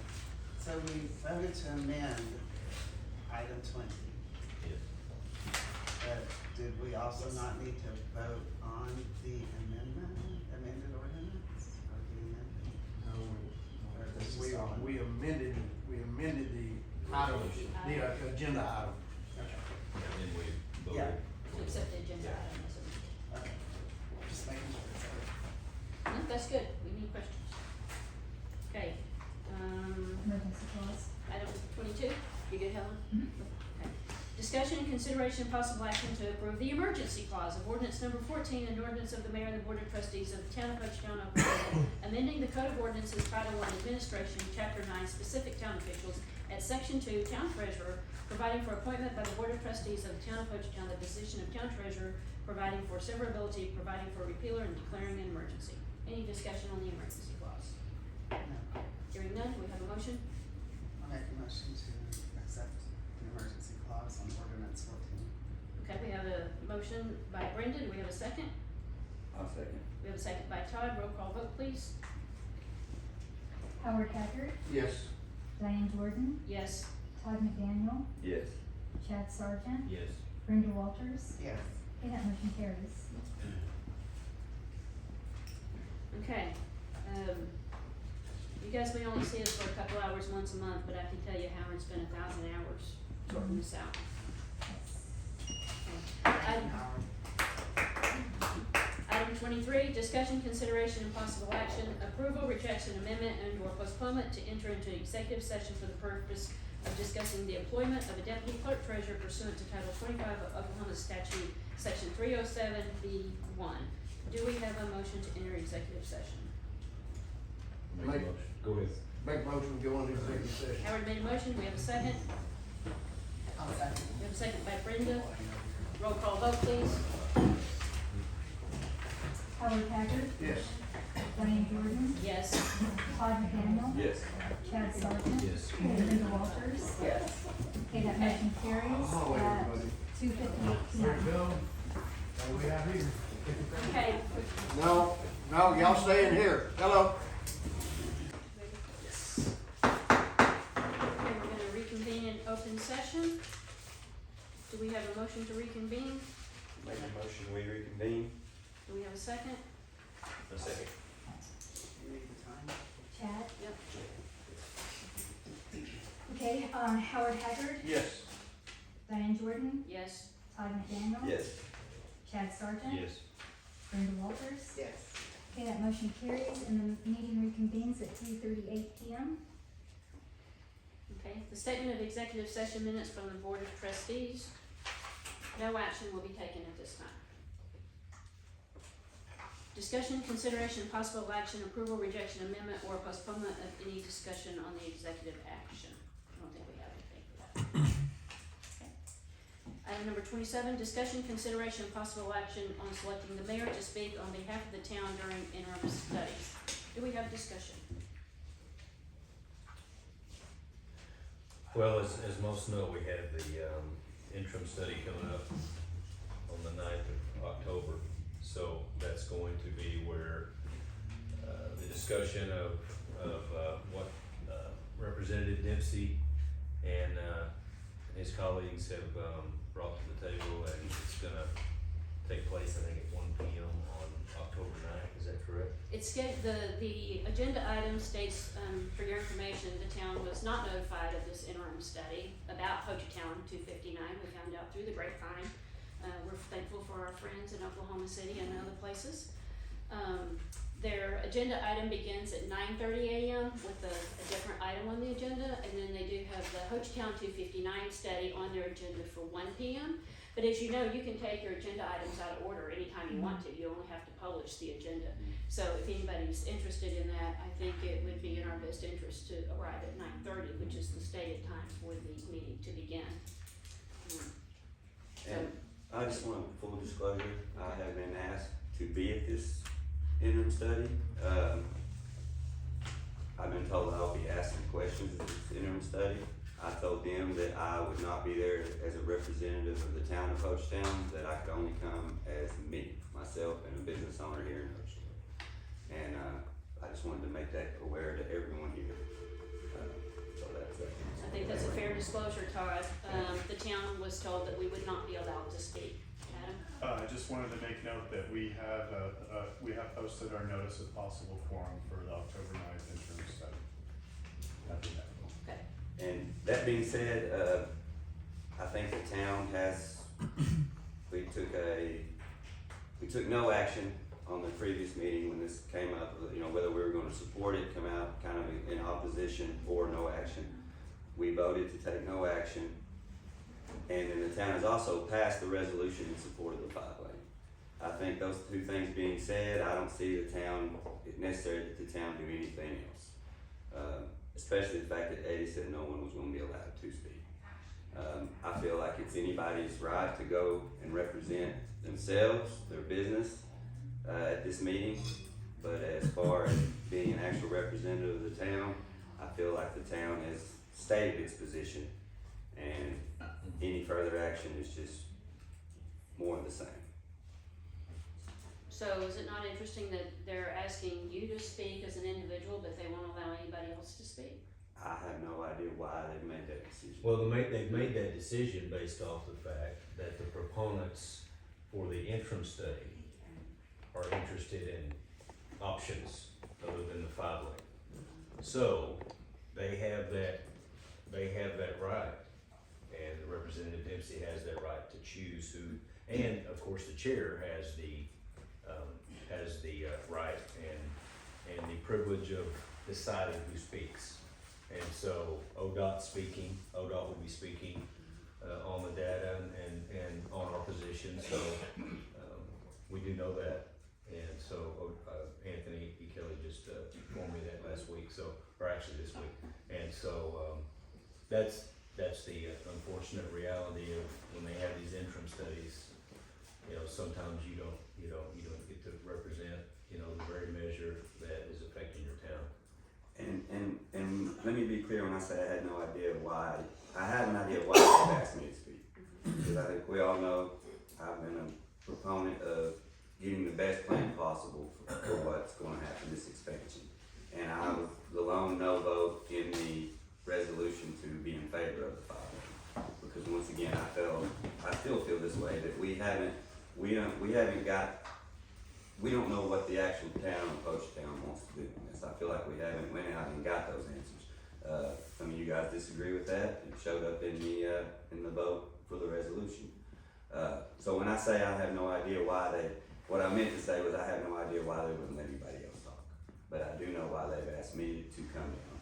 And that's because, well, I was the lone no vote in the resolution, and their goal is to get more, like Chad said, I like the option. the options, yes. The more people they can get there that oppose the 5-lane, that's the ones they're gonna let them talk.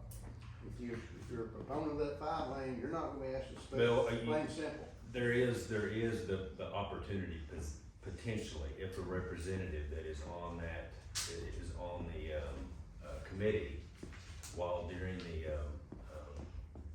time people are speaking, they can ask for someone from the town to speak, and then of course the chair. Just like we does. do If they, here. if they haven't invited the But town, they've why not would they invited ask us. them? Well, they say sometimes that they do. Anthony was telling me that they How do do. they know anybody from the town's gonna be there if they haven't been invited? Well, That's they'll exactly know. right. That's Yeah. exactly right. Well, I hear you, for sure. Do but we know if I'm anybody just else saying is- what I've been. It's what I've an been open informed. meeting, anybody in the world can go, Sure. just like this Right. meeting. Right. Brandon? Yeah. But And it's the limited. opportunity to speak, you know, Well, it's hard to, it's hard to get, it's hard to get that through, yeah. my opinion is, you can argue both sides, but the town of Hochatown, in my opinion, to beat this thing to death. We have made a vote, we've signed a resolution, we've done this, we've done that. We are in favor, this board, the majority of this vote is in favor of 5 lane for through Hochatown. And we've made that statement time and time and time again. I don't think by going up there and authorizing somebody to speak on behalf of the town is gonna do us any good. I just don't, because we don't even know if we're gonna get to speak. Do we feel like, I think we've said enough and leave it alone. Eddie and that interim study is gonna do what they're gonna do, regardless of what we do. We've done our part, I think. I feel like we have. That's kinda where I stand on that. But if we need to take a vote, we'll take a vote. you know, if we felt like this maneuver or this resolution would, encourage the chair, then that would be a measure I'd be willing to take on, if this measure would encourage the chair to allow someone to speak. Now, I don't know. We don't Well, know in that. a previous, transportation meeting, one of the things that Eddie Dempsey did say in the meeting, that was recorded was, as a respect to the position of an elected official, they deserve to be notified of a meeting and they deserve the opportunity to speak at a meeting. And he said that was all he was asking for himself, but now that the shoe is on the other foot, he doesn't want to allow us the opportunity to speak. This meeting is before our next meeting, that's why this is on the agenda. I would like for the board to authorize this board to be able to speak at the meeting if we get the opportunity to do so. Brenda? I was just going to ask, first of all, is there any other community members speaking that we know of, or are you aware of? Other people from the community or? Is it, not that we've been made aware of. One thing that, I would like to consider an amendment to this is to select the mayor, whose job it is to speak for the board, and to also add Chad on there, as an opportunity for somebody to speak, because Chad has served on that 259 ad hoc committee, what did they call that? Ad hoc committee, advisory council, before the town was ever started. And now that we are a town, I believe that we deserve to be able to speak for our town when people are making decisions about this town. And particularly on the interim studies, I would like for Chad to be included on that, because he has served in that position specifically on the 259 project. But And I was. if we're given the opportunity to speak, I think that we would want to be able to do that. Yeah, for sure, if we were given the opportunity, it would be great. And it might be, you know, it could be a potential possibility to get a minute or two, but once again, we would be speaking on behalf of the town and not data, because ODOT's gonna present data. ODOT's gonna present traffic. Right.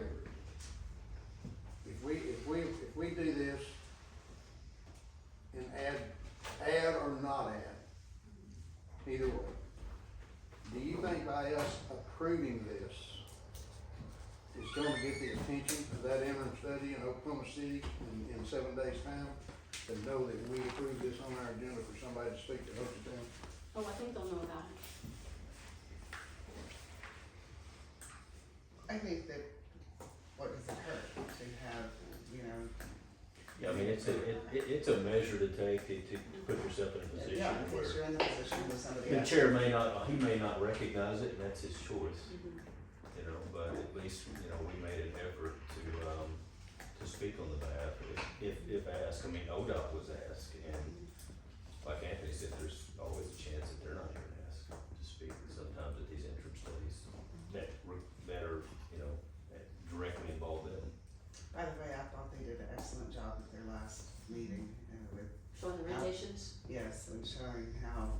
project has evolved and how they have listened to people's concerns. Sure. And those were very draft renditions. We need to get a copy of them up here for everybody to see. But that was their first version of the renditions, and again, with many more meetings to be had of, do you want stamped brick? Do you want stamped concrete? What color do you want it to look like? Do you want it to look like rocks? Do you want it to have feathers on it? I mean, there was a lot of what we want this to look like. I'll say I spent the last weekend in Chattanooga, Tennessee. They had 6 and 8 lanes, divided highway with trees and flowers in the middle, with sidewalks on the side, with people walking in crosswalks. It can look like a fabulous area. There's still a lot of potential for this to look good. But the item on the agenda is, if we have the opportunity to speak, do we want the town to have that opportunity? Is there any more discussion on it? I would like for you to continue your amendment to this and say. Yeah, and to add Chad as an opportunity because he was served on the ODOT board.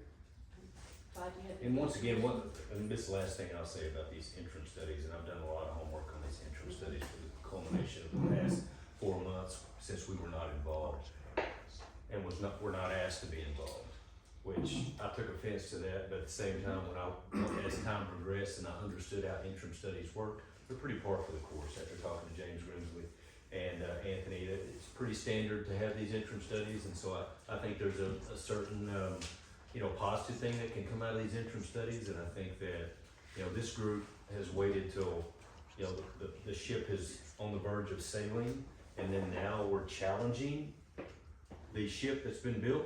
And so that's my argument in the situation with this alternate plan that we're gonna see October 9th be presented by our representative. And so we're gonna see some things that are gonna be in a negative connotation towards this 5-lane project.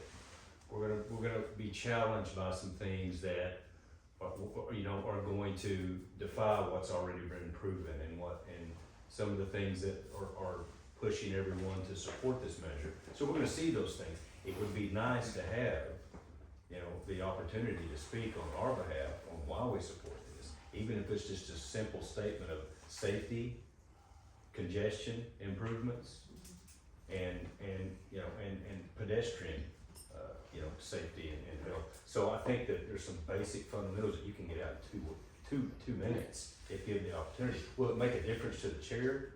Maybe, maybe not. But if he cares about this, this undertaking, then he might consider it. I mean, so there's a high probability he won't, but I feel strongly about it simply because I know what's going to take place October 9th. Anybody else? And they're pretty standard for interim studies. I mean, you can watch the ones from the previous years. They have them every fall. Discussion, consideration, and possible action on selecting the mayor and Chad Sargent to speak on behalf of the town of Hochatown during interim studies. Any more discussion? Todd? I just wanna make a statement, really, and that is, I'm gonna vote no on this, and it's for the simple reason that I believe we reached a resolution supporting the 5-lane premature.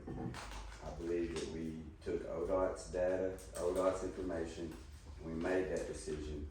But I also believe we failed as trustees to go out and get what the people here in Hochatown want. I may be wrong in that assumption, but enough people that live in this town have came to me and said that they are not in support of the 5-lane to make me doubt that assumption that the town, the complete town itself is in favor of the 5-lane. And that is why I would say no to this, just for the simple fact that I believe that, if you're going there and you're representing the town, and the town passed that, we did pass the resolution in support of the 5-lane. But like I said, I feel that we reached that prematurely, and that is why I will vote no as far as sending someone there representing the town itself. That's it. I think our people deserve to be heard when they're having a study in Oklahoma City specific to our town. I think we deserve to be heard. I'm gonna recognize the audience. I would just, so coming from a different perspective, like Scott said earlier, that the tables would turn. I mean, I'm sitting here watching this, and I think everybody has a right to say everyone deserves to be heard. That's been our quest from day one. but y'all not getting a say here is actually where these tables have flipped. And those of us that live here that's been asking for a say for a year and a half have not had. Now you know how we feel. Absolutely, absolutely.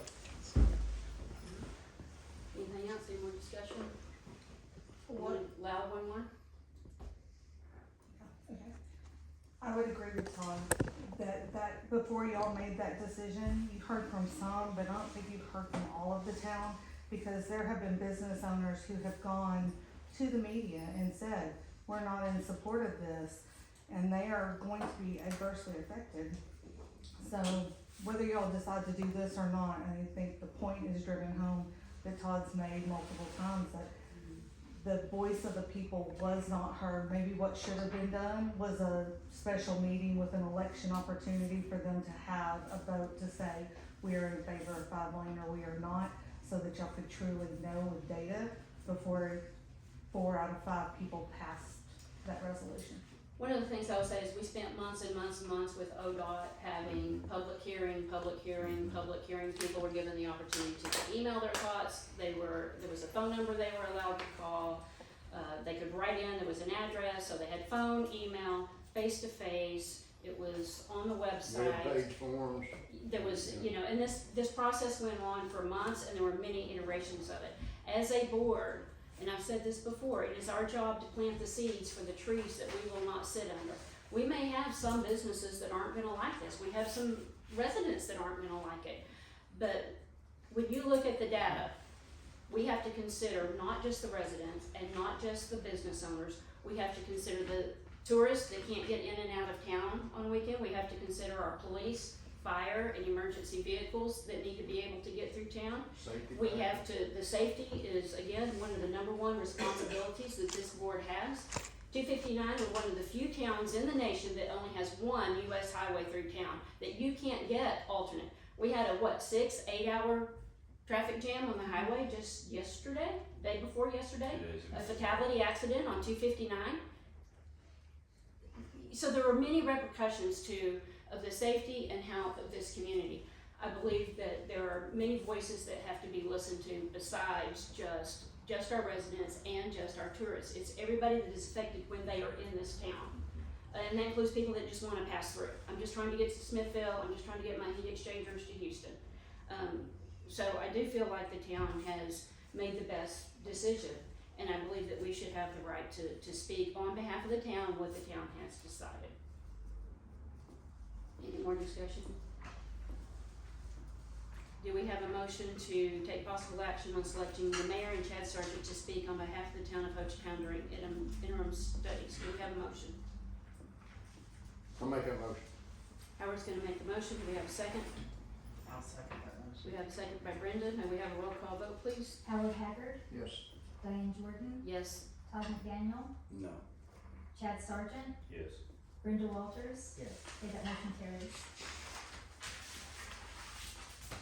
Item number 28, new business, any matter not known or which could not have been reasonably foreseen prior to the time of the posting of the agenda. Anything new?